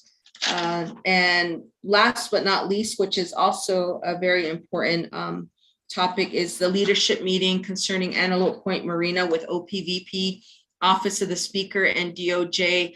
I will update Speaker Damon on that and see if we can get that meeting scheduled before the end of this week to provide an update both to Speaker Damon as well as President Nez, to give them an update strategically on the timeline that we have, to update them, one, on what is occurring with APM, also what is also occurring simultaneously with the meeting that is being held, that was held in Colorado as well, in Boulder, Colorado, which will lead towards the joint letter to Secretary Trujillo, as well as the joint letter to Deb Haaland in moving forward with that, and then also strategizing on when the leadership meeting will be for Navikietskit. So those action items our office will be working on aggressively this week to have some hard dates for you. We will be coordinating these efforts with Ms. Julissa Johnson to submit to the task force and provide that update on these hard deadlines in terms of the leadership meeting, the Navikietskit meeting, inviting delegates out to Western Agency Antelope Point Marina for the 2-day meeting, as well as the joint letters, Chair. And Mr. Sosi, if our office could work with you and getting the letters started for the joint letter with Holland, as well as the letter requesting a seat at the table with the meeting that occurred regarding the 1922 Colorado Compact, whereas the tribes were left out. So I think that those two letters we should really put on our action item and work on that this week and get them signed by both Speaker Damon and President Nez. That's what I have to offer, and we look forward to continued partnership and leadership on this. And we do have Mr. Alroy Nelson on the line, who is listening and has a PR ready to go out on this. So if there's anything else anybody wants to add to that, please reach out to him, myself, Tommy, or Kyron, so we can get that press release out today as well. Yes, so thank you again for the response. Anybody else have any question on the report given by Office of the Speaker? Mr. Chair, this is Speaker Damon. Do you mind if I speak? Yes, Speaker. Good morning. Thank you for joining us. Good afternoon, Getla. Speaker. Yeah, good afternoon, everyone. Thank you very much. As just been outlined, I've been listening in. I was on another call, but I've been listening in this morning from before the meeting started on Mr. Chuck Howe's recommendations moving forward, and then also the recommendations that were outlined through this, and what Honorable Leonard Sosi went through as well, and the understanding from the Advisory Council in trying to make sure that every link is present in the demonstration of what we need to do, and have that map of guidance move forward, not only here at the local level, but there at the federal level too as well. So as outlined, as our Chief of Staff here, Ms. Sherilyn Yazzie, just outlined that, we'll make sure that the staff is working together, not only with the Office of Legislative Services, but in dual respect too as well. This is something that's needed to be done on the side of the Office of the President and Vice President. And I know I see Honorable Sosi on the line, but I don't know if there's anybody else that is, I think the Washington, D.C. office I heard on there earlier from Mr. Lewis. Thank you for being on, because as we know, this isn't just a effort that's being moved forward just from this committee. This is a joint effort from the local level to the council, to the Office of the President, Vice President, to Washington DC office that needs a joint effort all the way around. So that's my ask, and making sure that our team here isn't just moving together with one ship, and we needing the assistance of OPVP and from the Navajo Nation Washington DC office, Mr. Chair, in order for us to make sure that we're guarding every pinpoint and making sure that we're getting the respect that we need on this issue and planning that map moving forward. So again, thank you very much, Mr. Chair. That's all I have to add and continue on this conversation. Yeah. Thank you, Speaker Shata, for joining us. And thank you also for your support. It has been mentioned that these issues with Antelope Point has been in the media. Sometimes if we wait too long, it can certainly die off. And also for your information, there this week's Navajo Times, there is an article, I believe, in the second section of the Navajo Times story on issues pertaining to Antelope Point Marina. There's very good accounts, information that was provided by Mr. Mel Chapman and Mr. Ken Reynolds in that article. So if you have a chance, pick up the Navajo Times and history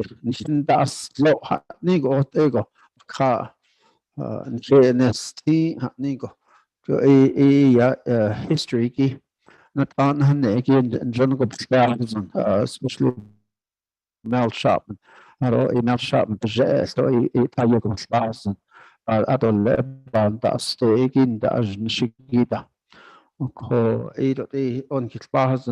so pick up a Navajo Times. There's a real good article on accounts of issues pertaining to Antelope Point.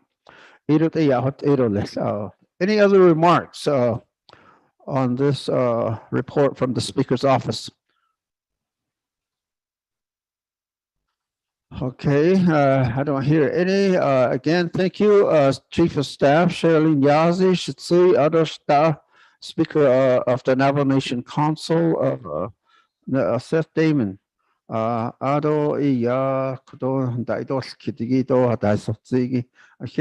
Chair. Let's go on to accepting the report. I'd like to ask for a motion to accept the report from the Speaker's office.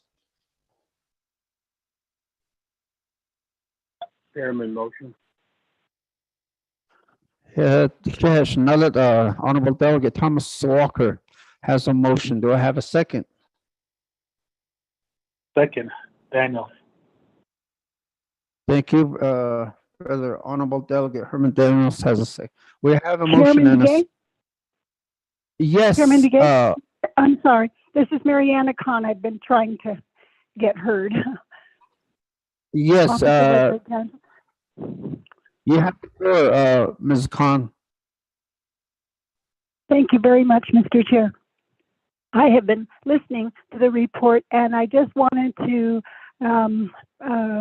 point out something that I had a concern about, and that was any discussion concerning the compact regarding the Lower Colorado River issue.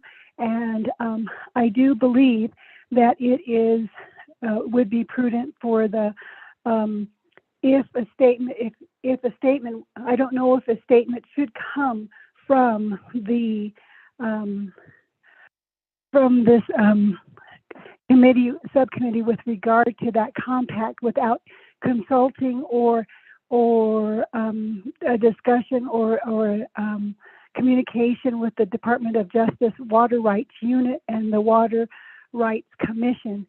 As you know, settlement talks and litigation is going on with regard to that water rights issue. And just to make sure that the Navajo Nation has one voice with regard to that issue, Mr. Chair, my recommendation is that communication be made with the Department of Justice with regard to that issue.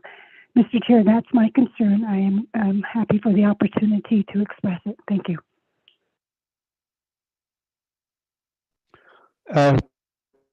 Thank you, Ms. Khan, for that recommendation. I believe we do need to involve the Water Rights Commission in this, because we do cover a lot of the water issues. Perhaps with this leadership meeting that we are trying to plan, Water Rights Commission can also be invited. That way we could be on the same page, including DOJ, of course. I think we will need to get together with the Speaker's office and we can go in the right direction in planning this meeting. Thank you again, Ms. Khan, for your recommendation. Anybody else have a remark? Question? I don't hear none. Let me go back to, we did have a motion by Honorable Delegate Thomas Walker and second by Honorable Delegate Daniels. And let's go to a vote. Mr. Bowles. Yes, sir. Honorable Herman Daniels Jr. I vote green. Daniels Jr. votes green. Honorable Otto So.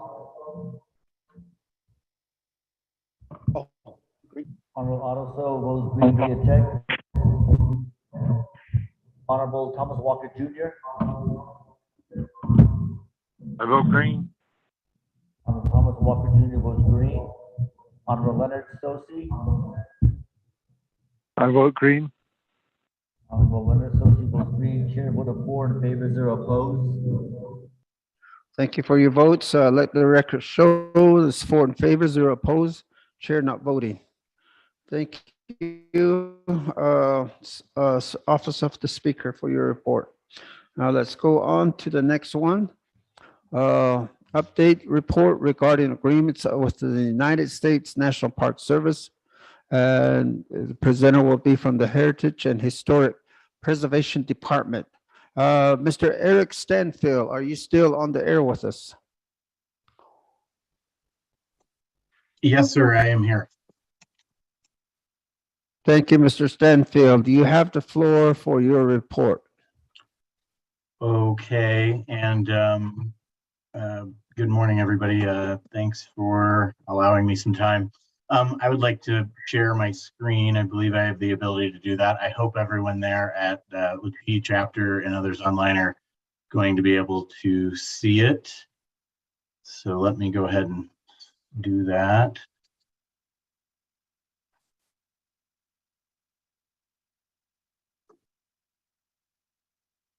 Okay, is everyone able to see the presentation there?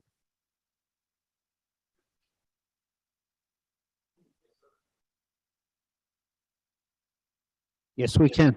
Okay, very good. So just briefly, the goal of this agenda item is to just identify a couple of the agreements that the Navajo Nation currently has with the National Park Service. Some of these agreements are kind of probably content-wise of more and less interest to the task force.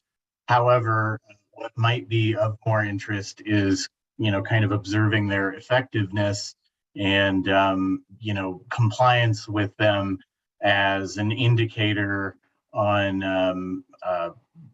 how our relationship is, how the Navajo Nation's relationship is functioning with the National Park Service.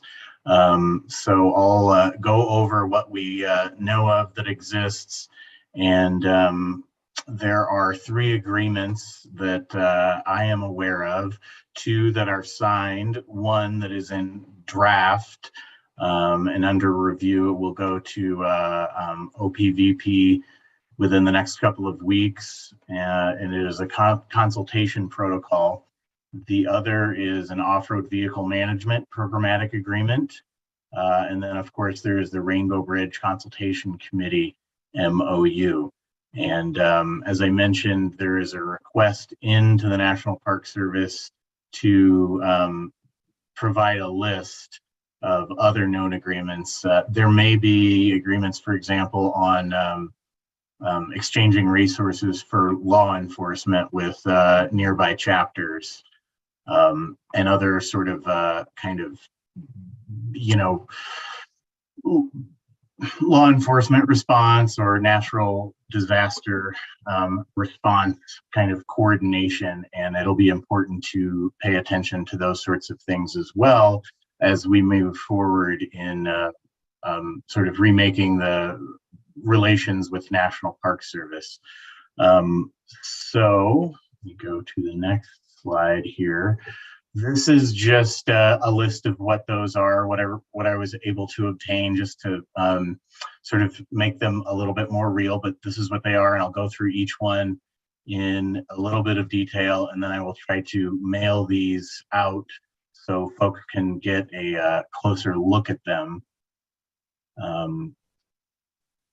Primarily, these are ones that have gone through Navajo Nation, DNR, and HHPD as their Section 106 related undertakings, especially with the Rainbow Bridge Consultation Committee and with the Off-Road Vehicle Programmatic Agreement. The draft consultation protocol is more comprehensive and has included economic development and HHPD, and has undergone also a brief review by DOJ. So the Rainbow Bridge Consultation Committee MOU sets up a body to facilitate consultation activities on Rainbow Bridge.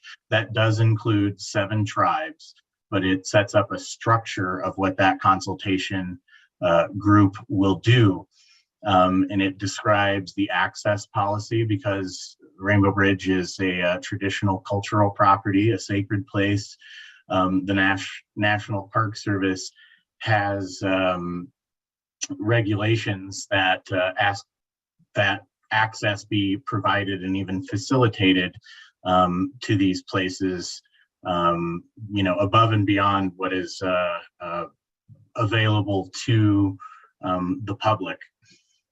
Other points in the consultation or in the Rainbow Bridge Agreement are in discussing how the National Park Service will do interpretation for public education, what stories should be told, what information should be shared with the public, with visitors, and what information should not be. It also discusses visitor access and trail improvements, which are obviously important to the Navajo Nation, considering that there is a trail that connects and that it's part of the Lake Powell Tribal Park. So there's a crossing there and a lot of activity going on there. So this meeting is intended to discuss how that relationship and how that access should be managed. And then there's also a more broad area discussing tribal involvement. There have been discussions on, you know, hiring Navajo interpreters and other kind of partnerships with Navajo Nation Parks and Recreation that could be a part of that. Also discusses Section 106 of NHPA. So if the Park Service is going to propose, you know, new signage, shade structures, trails, docks, boating access, things like that, it's an opportunity to discuss how those should be managed. And then it also identifies the key officials and representatives that will give feedback to the National Park Service. And I will say that the last consultation committee meeting was in 2018. There has not been one since. And as a part of the agreement, it is supposed to be an annual meeting. And the Section 106 consultations are supposed to occur, as projects come up in, with changing lake levels, the trail has to be redone, docks have to be, moved around. And with each one of those activities, there ought to be consultation of this committee group and the representatives from Navajo identified in that. And that has largely not been occurring in the last few years to the extent that it was in the past. Another, part of it, and we'll go over this in the new, proposed agreement on consultation protocols, is that in the past, the National Park Service had regularly attended chapter meetings and had closer relationships with the chapters, in part because of this Rainbow Bridge Consultation Committee. So we can address that further later. Okay, and apologies, I made this slideshow in a little bit of rush. This is not about the Rainbow Bridge. The title here should say the Off-Road Vehicle Management PA. And this one's probably of less interest, but I'll just go over what it contains quickly.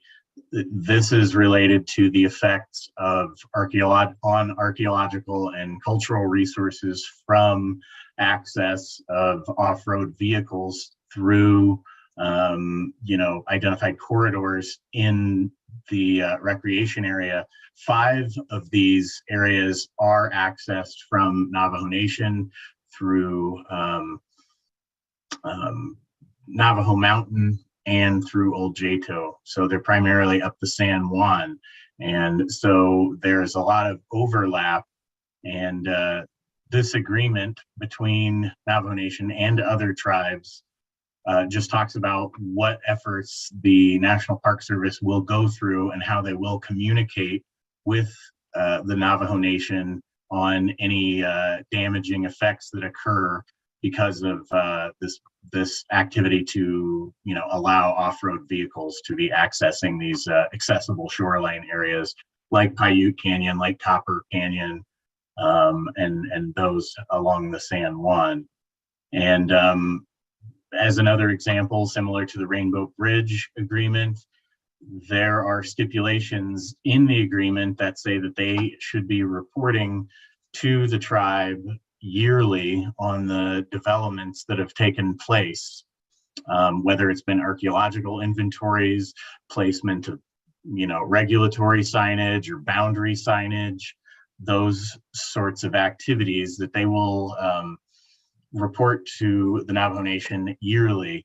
And I am aware of none of that has occurred. There have been no correspondence on these activities. So the next item is to discuss the draft consultation protocol.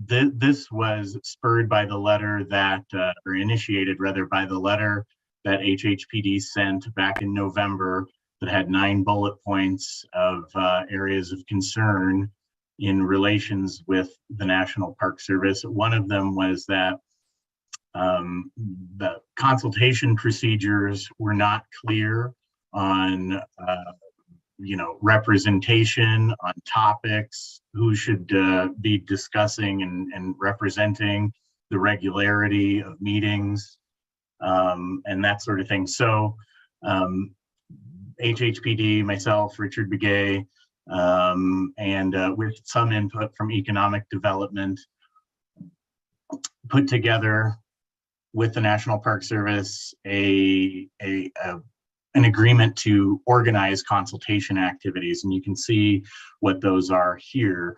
It has the kind of standard format of whereas clauses, and then what the National Park Service agrees to do, and then also what the Navajo Nation agrees to do, and what both parties agree to do. And I've just highlighted a couple of here. And again, these are drafts. So this will be going to OPVP for review and potential consideration for signature. And it would then guide how meetings between the two move forward. And so you can see the last item there is to demonstrate how tribal views have been incorporated in its decision-making process, in the National Park Service decision-making process. And that sounds like a little bit of strange language, but what it comes from is the National Park Service regulations on consultation. That is something that from the National Park Service office that they commit to doing. And that is something that has possibly been a problem in consultation activities, that feedback is given from the tribe and then it either is not responded to or not a part of the action with Antelope Point Marina or other activities that we've done. So this next section is on what the tribe agrees to. And I think the most important things to point out here are, the designation of representatives and who is communicating and how some of that communication would occur.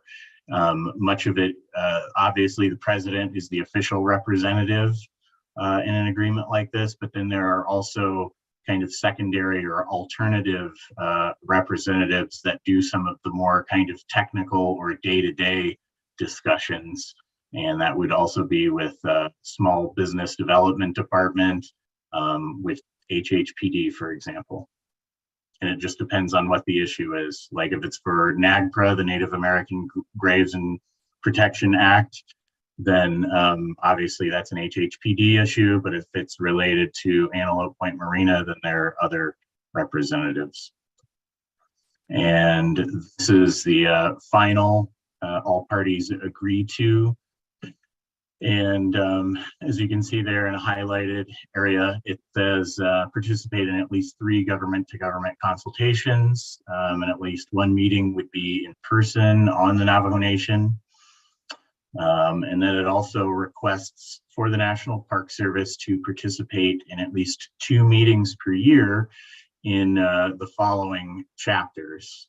And keep in mind, this is just a recommendation, a starting place. So what is in there is not necessarily what will be in the final version.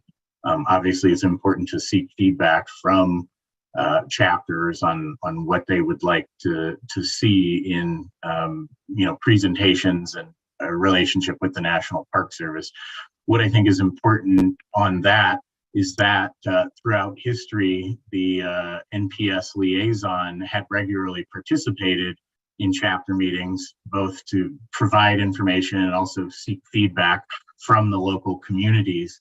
In the past, probably, 5 to 8 years, that has lessened and lessened, and at this point is essentially non-existent. And there are chapter officials there today who can either confirm or provide new information as to what their interactions are. But we thought it was an important provision to include here, at least to have a discussion of how that can work. There's also a point in here about sharing information on natural and cultural resources for management. Many of the cultural resources are resources of the Navajo people in archaeology and traditional cultural properties. So it does not make sense that that would be treated as kind of proprietary, guarded information that cannot be shared with Navajo Nation. And that includes maps, management plans, and other related items such as these agreements. When we put a request for these types of agreements in there, there's not necessarily any clarity that they are that they should have to share them, and we have not actually gotten them yet. So that's part of why something like that is in here. And I can share this document So folks have an ability to look over it a little bit more closely, but it will be going through for an official review. And I do hope to, have feedback from those in the task force and others that are continuously working and have relationships with the National Park Service. So with that, I will conclude, and I would be happy to answer any questions or clarify anything. Thank you.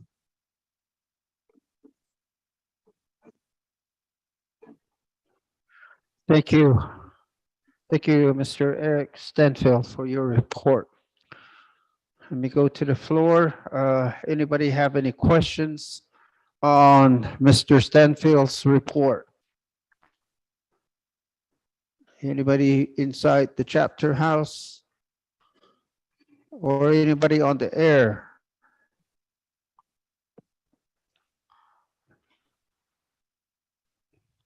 I don't hear any. It's quite an extensive report, and I believe, Eric, you can share with us the PowerPoint that was displayed on the screen. That way we can review it again, your report. I don't hear anybody has any questions or remarks, so this time, I guess we will to ask for a motion to accept Mr. Stanfield's report. Do I have a motion? Motion. Thank you, Shache. Honorable Delegate Otto Sewell motions. Do I have a second?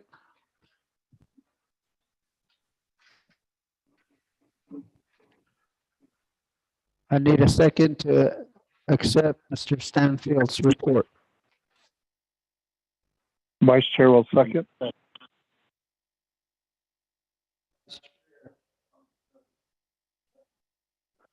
Sounds like Delegate Walker is wanting to second.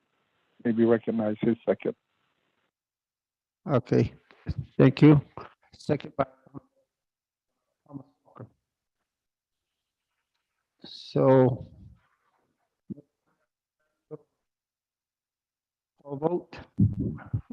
Mr. Mose. Yes, sir. Honorable Herman Daniels Jr. Green. Honorable Herman Daniels Jr. votes green. Honorable Otto So.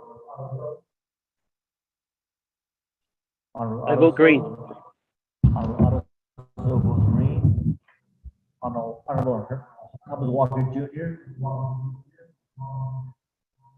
I vote green. Walker Jr. votes green. Honorable Leonard Sosi.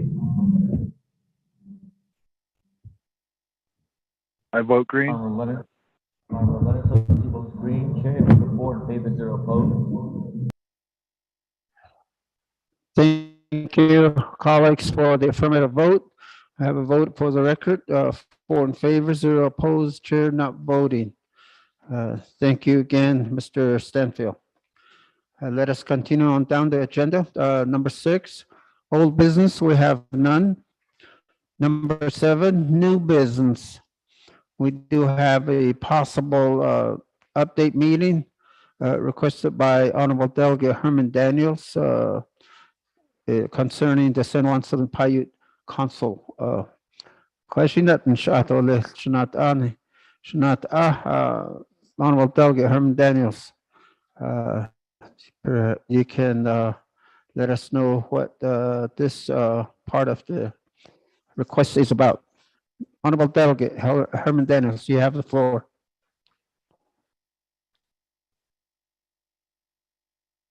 Mr. Chair, thank you very much. Kadokia, and the Vice Chair, Shanala. Adonana Kuto Task Force, Kuto members of Sliniki. Yeah, Kuto. And the Advisory Committee.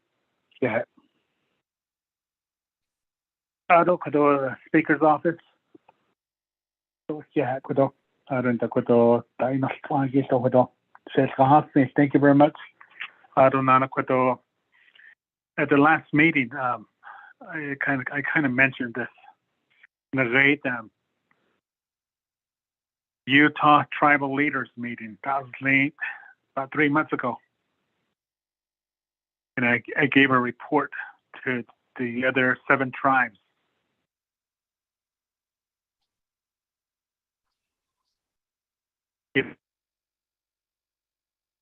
Every tribe, the 8 tribes in Utah. We give a report. So at that time, I gave a report on behalf of the Navajo Nation, San Juan, Utah. The 8 chapters, the 7 chapters in Utah. The what the issues and concerns that we're dealing with. Or that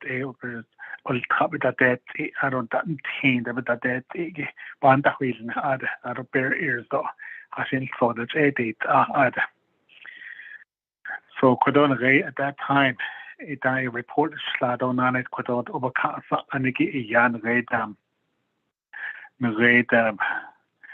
the proposed road that we're talking about that is in discussion.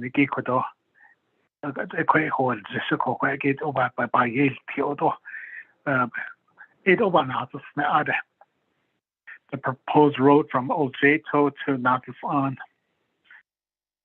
the 2 communities, building a road in between these 2 communities. Questions with one of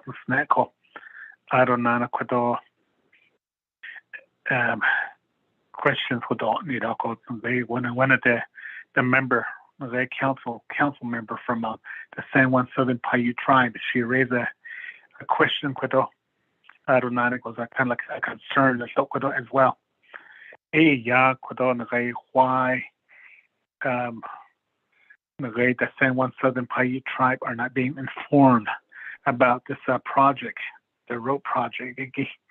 So at the last meeting, so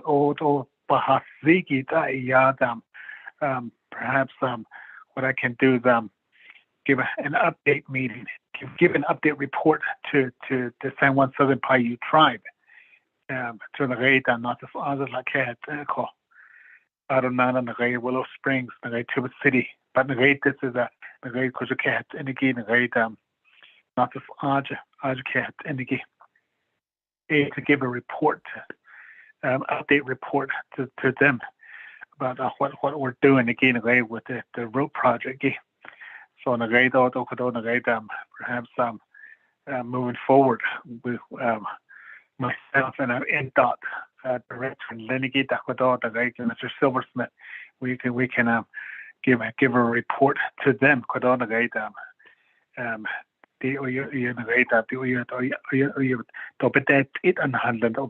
same time, task force integrated not the separate project that the 2 communities are working on. So see that so DC8 at the 8 Mr. Chair. So on so the moving forward, myself and Mr. Silversmith, we can set up a meeting and give an update report to the San Juan Southern Paiute tribe. So Mr. Chair.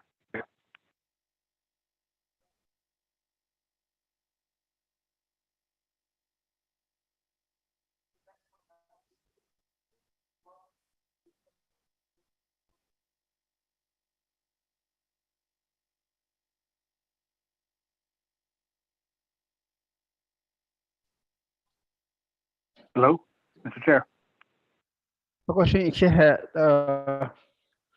Thank you for your report, Honorable Delegate Herman Daniels.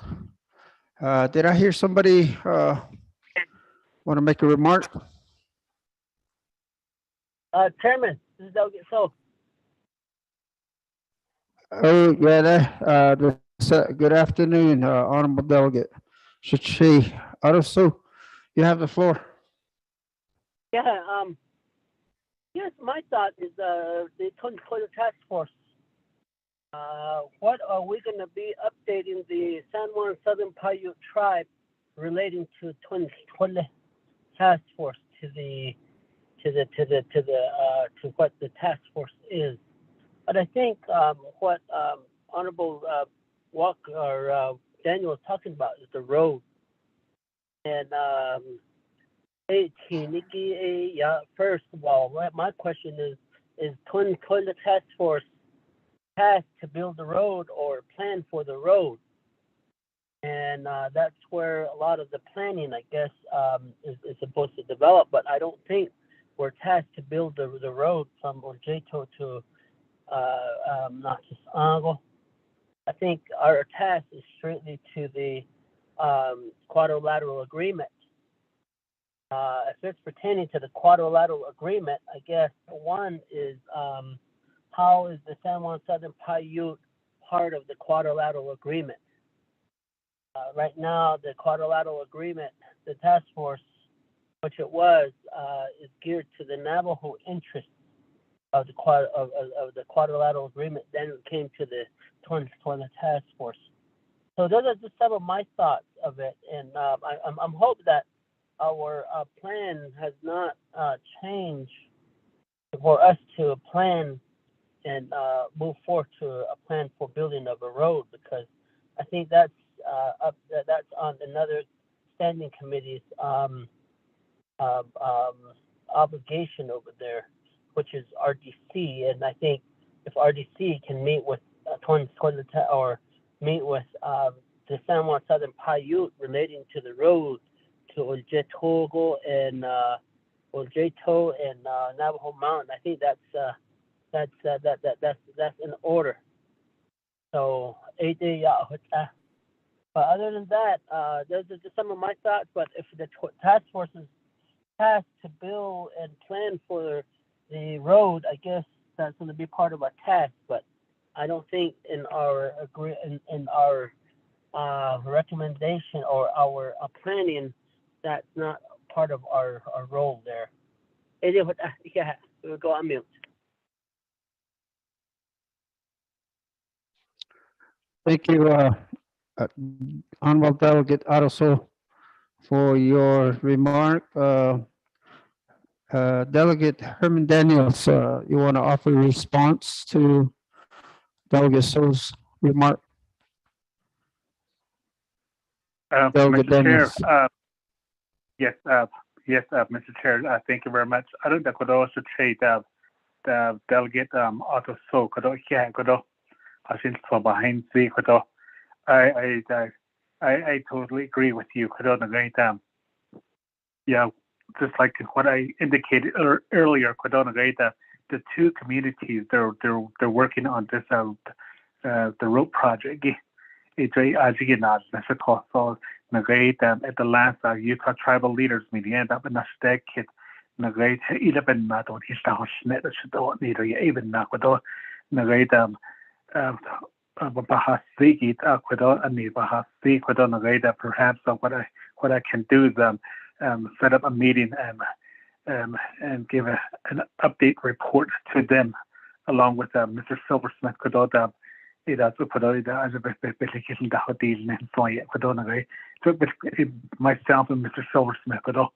So I just updated the so it get but by yet he get so right now it's just in the discussion mode. I see that the nation and the by yet he so it is for Bahana State or this and the task force get equity the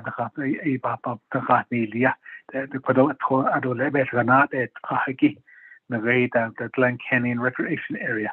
But this road project is just the two communities in so in a great the spouse and could not as in a great San Juan Southern Paiute tribe as a cat and could Senate as the Hallo ada Quado added resource, but Senate the Hallo so it gets in snag or Senate the Hallo Quado. Even the other has the to a teen is the bit of trees either less. So even we really need to involve them in a lot of these discussions. Like this at the road tour. So but the the two communities, EIC Hashin so Hinas Mesako Arunana Kodona several months ago. There was a meeting at North on chapter in Utah then David Lagana, governor, lieutenant governor, as senators. Around Nito Nana last month, a tour J2 laid we went into Copper Canyon, so lieutenant governor, but not the out of senators, those not a net so these two communities, along with Shanto chapter, they're involved with this road project.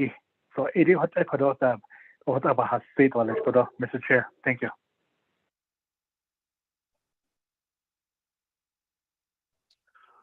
Thank you, Delegate Herman Daniels. Ishi at RDC Sipedeti do Nihishi, members of Tola Task Force. Of course, we have parcel B in that area also. Ko Ishi Binashin, so Astason Hideti, Ko Ashin, Banaswa Wintido Lexico. Are there any other questions pertaining to this report by Honorable Delegate Herman Daniels? Any other remarks? Information and Chair. Go ahead. So thank you for the announcement, Shananta. Although the Vice Chair to others should select Mr. Soto, Mr. Walker, select Mr. Daniel. Hashing Sobanit Engi Yabas Titnahan. Benina Ege in 1970. Navajo Nation Hashing so Washington referred this the reclamation do Arobia Edo Ado National Park Service. Moko Atabdi near collateral agreement. If you look at your collateral agreement, paragraph 15, it indicates that Eric did a presentation on it, some of the protocols. There was consultations.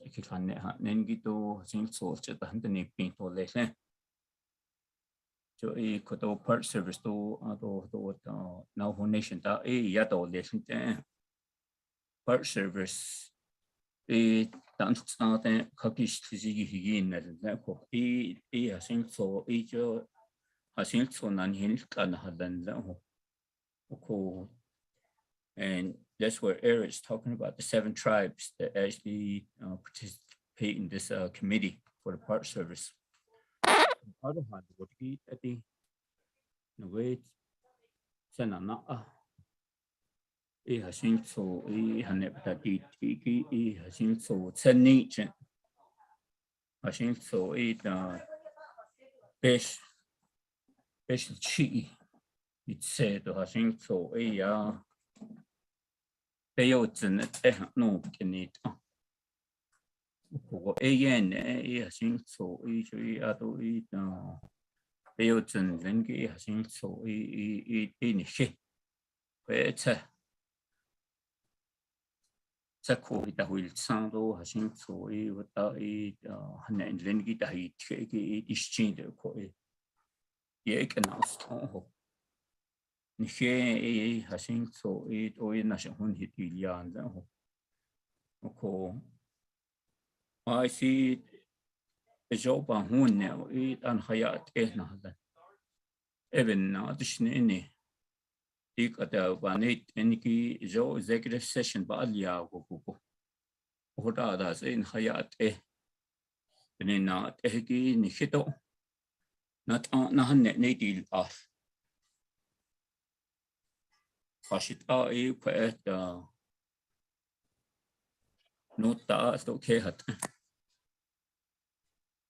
Ni don't he sent the house.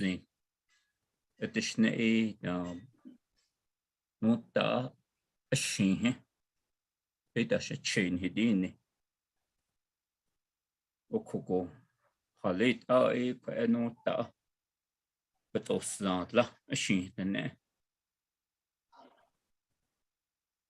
Oko Edigi after Schnendlenko. Oko Kodo Beyotzen Ningi Hatin sheet he John hit it on Nick. So Okoko Arunana. You quit this content not sauce. Here net. You to water rights no. Although it doesn't then Okakish Lisbeth neither. On here, which is Nepeno, not so Satadelia. Oko, what I think so, a behosen Arunana, a chin Nengisto. Though in our behobe chin the door left. Though be open the chin the door left, or they.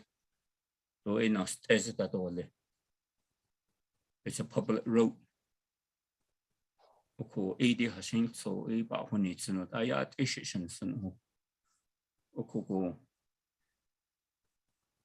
Harden she in Hinanta and Hasne. Though Hashing so a Haidness Z. E Hashing so e be Dagi Echo. When that the whole edition. Con vedes lasing so in a can't see get. Though I think so I bet I think which is kid was a cannot DJ. Oko hashing so at any now be one of sleep having pizza. Oko I see now so I beat out. In date of cars, loud Jojo, no test. Even now, ain't hit this nanny hito. I think so, not on nowadays now yet. There's no one dealing. Could you do a not the attention to vision? I think so. That they'll call the washing so that is clean. Oko Ajdo Hanet Lingi not on Hanet not long.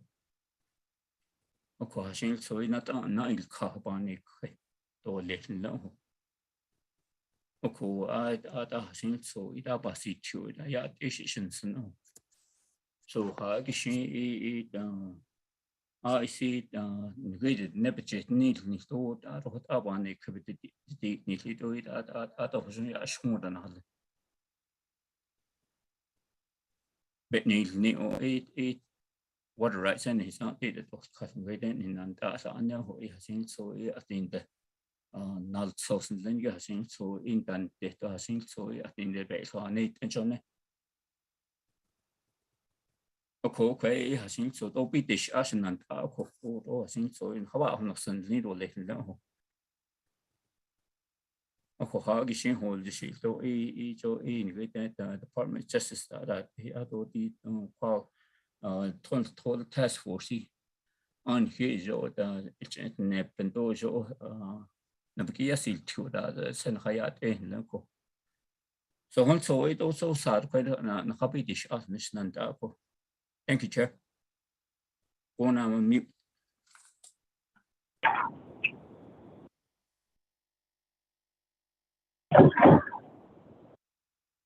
Good afternoon, Chair Mike Anderson. Oh, go ahead, Mr. Hank Stevens, for your remarks.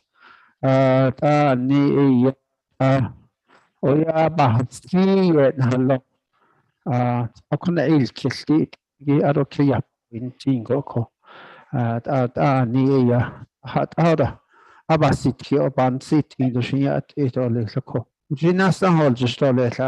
believe I hear Shiche. Mr. Mike Anderson, you have the floor. Yes, thank you, Chair. Appreciate that. Again, everybody, Vice Chair, delegates, all the different departments and those in attendance. I just wanted to kind of echo what was said by our two previous presenters.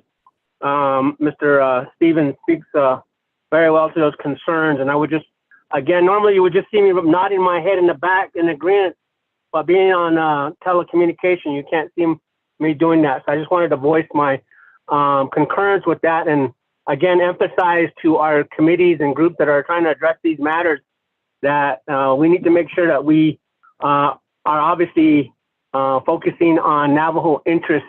For too long, we've been told what we can't be doing on our own land, and we seemingly keep seeing boundaries getting moved back. So it always seems that sometimes these other agencies will try to conquer and divide by bringing in other groups to oppose what we're trying to accomplish. So I would reiterate what was said earlier, and again emphasize the importance of maintaining obviously our Navajo interest and rights. With that, I go back on mute. Thank you.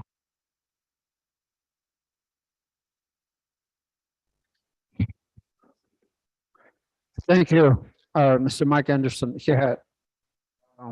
All these three remarks that were made there. Very well. And some further discussion.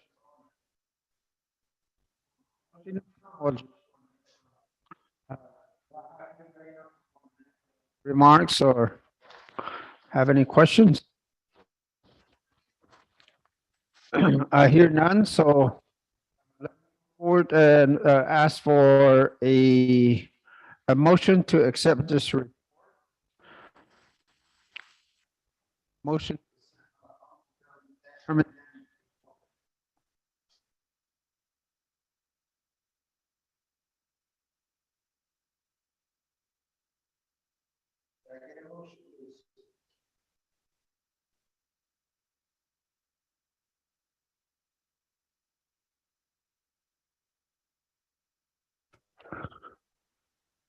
Delegates, I need a motion to accept Delegate Herman Daniels' report. Vice Chair motion. Thank you, but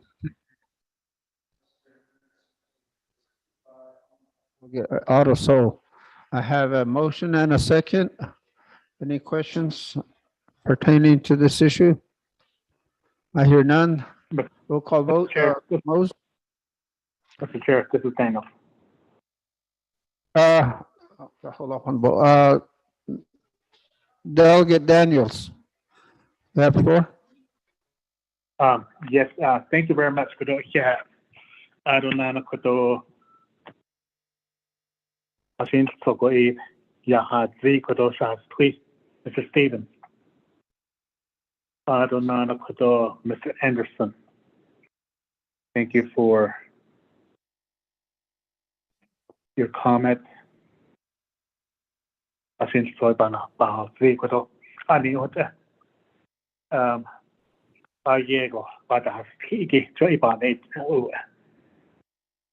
Mr. Stevens has tweeted in the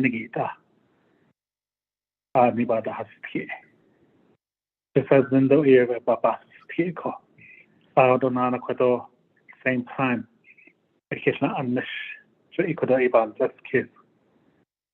Working with our neighboring tribe. Yes,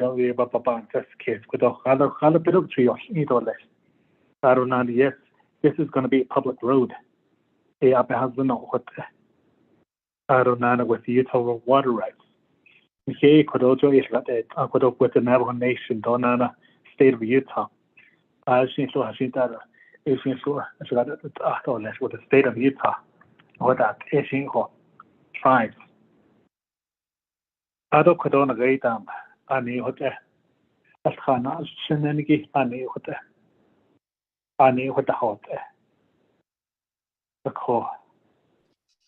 President do ikoto hasin soko na initial yeki baban das case koto ajo hajo ba inzun kido hajo ba inzun zura hini egita zaro leben yache in hauti.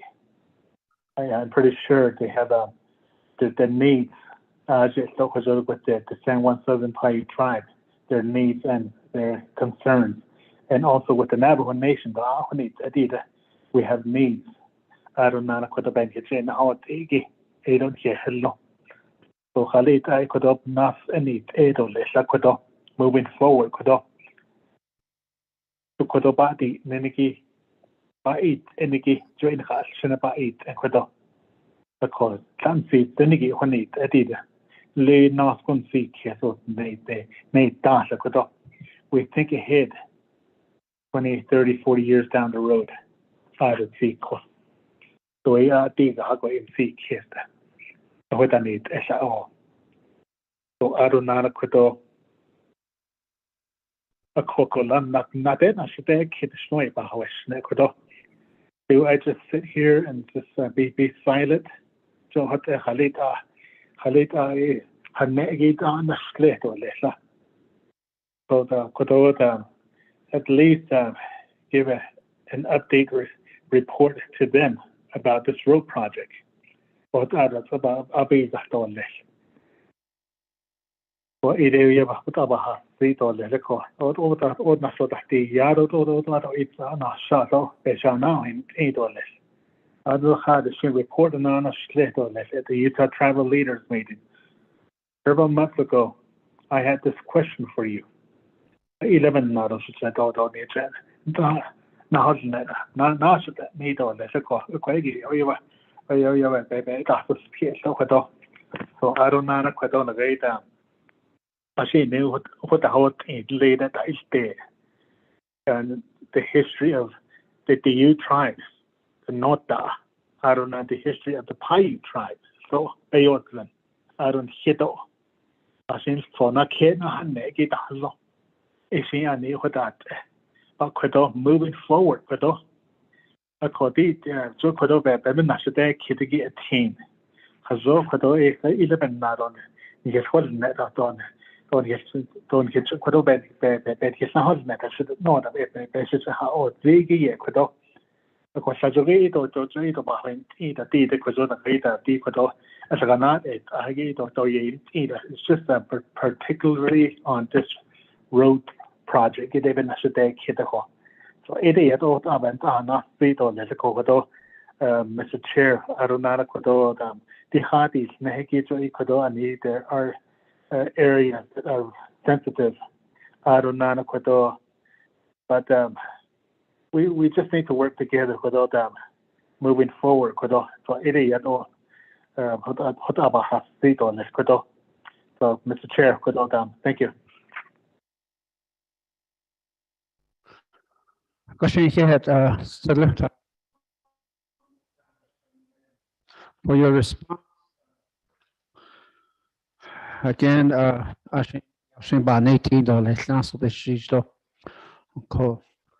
back to the agenda, we have anybody else that want to make any remark? If not, I will. This time, there was a motion made and a second, so we'll go to Mr. Mose for the vote. Certainly. Honorable Herman Dennis Jr. Honorable Herman Dennis Jr. votes green. Honorable Otto So. Go green. Honorable Otto So votes green. Honorable Thomas Walker Jr. Vote green. Walker Jr. Honorable Thomas Walker Jr. votes green. Honorable Leonard Sosi. I vote green. Honorable Leonard Sosi votes green. Chair vote of 4 in favor, 0 opposed. Again, thank you for the votes. The record show 4 in favor, 0 opposed. Chair not voting. The report has been accepted. Let's continue on down the agenda. We are at number 8, a close of the meeting. Announcements. Do I have any announcements? Any announcement from those that are on the air? I don't hear none. There is a proposed special session, I believe, on Thursday, dependent upon the delegates' required signatures. Issue, we probably will not know until tomorrow morning if that session will go. So 8 of the, yeah, and of course we have the summer session coming up, and we're in preparation for it. A lot of things going on in July. July, we're already we're about to open the door to July again already. So a lot of things will be happening in July. So hopefully we'll all be prepared to enter that the month of July. So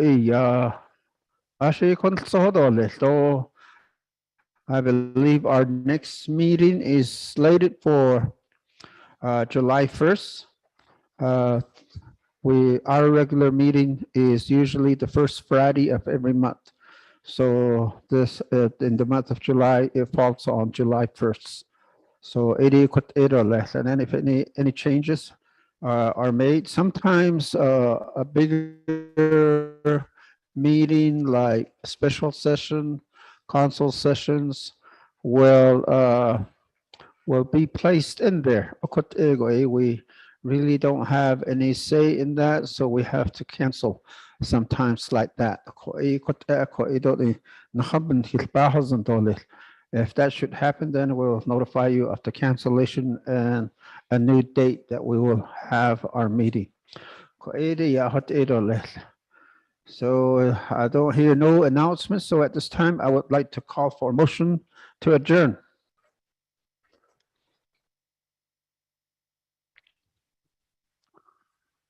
Do I have a motion to adjourn? Also motion. Thank you, Shay. Delegate Otto motions to adjourn. Do I have a second?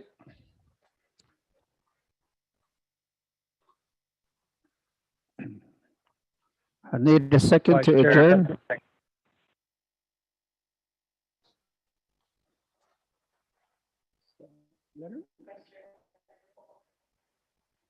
Walker? Sophie? Oh, second. That's one. Okay, thank you, Shanella. Delegate Thomas Walker seconds that motion. We do have a motion and a second. Adjournment, there is no discussion on that, so let's go to a vote.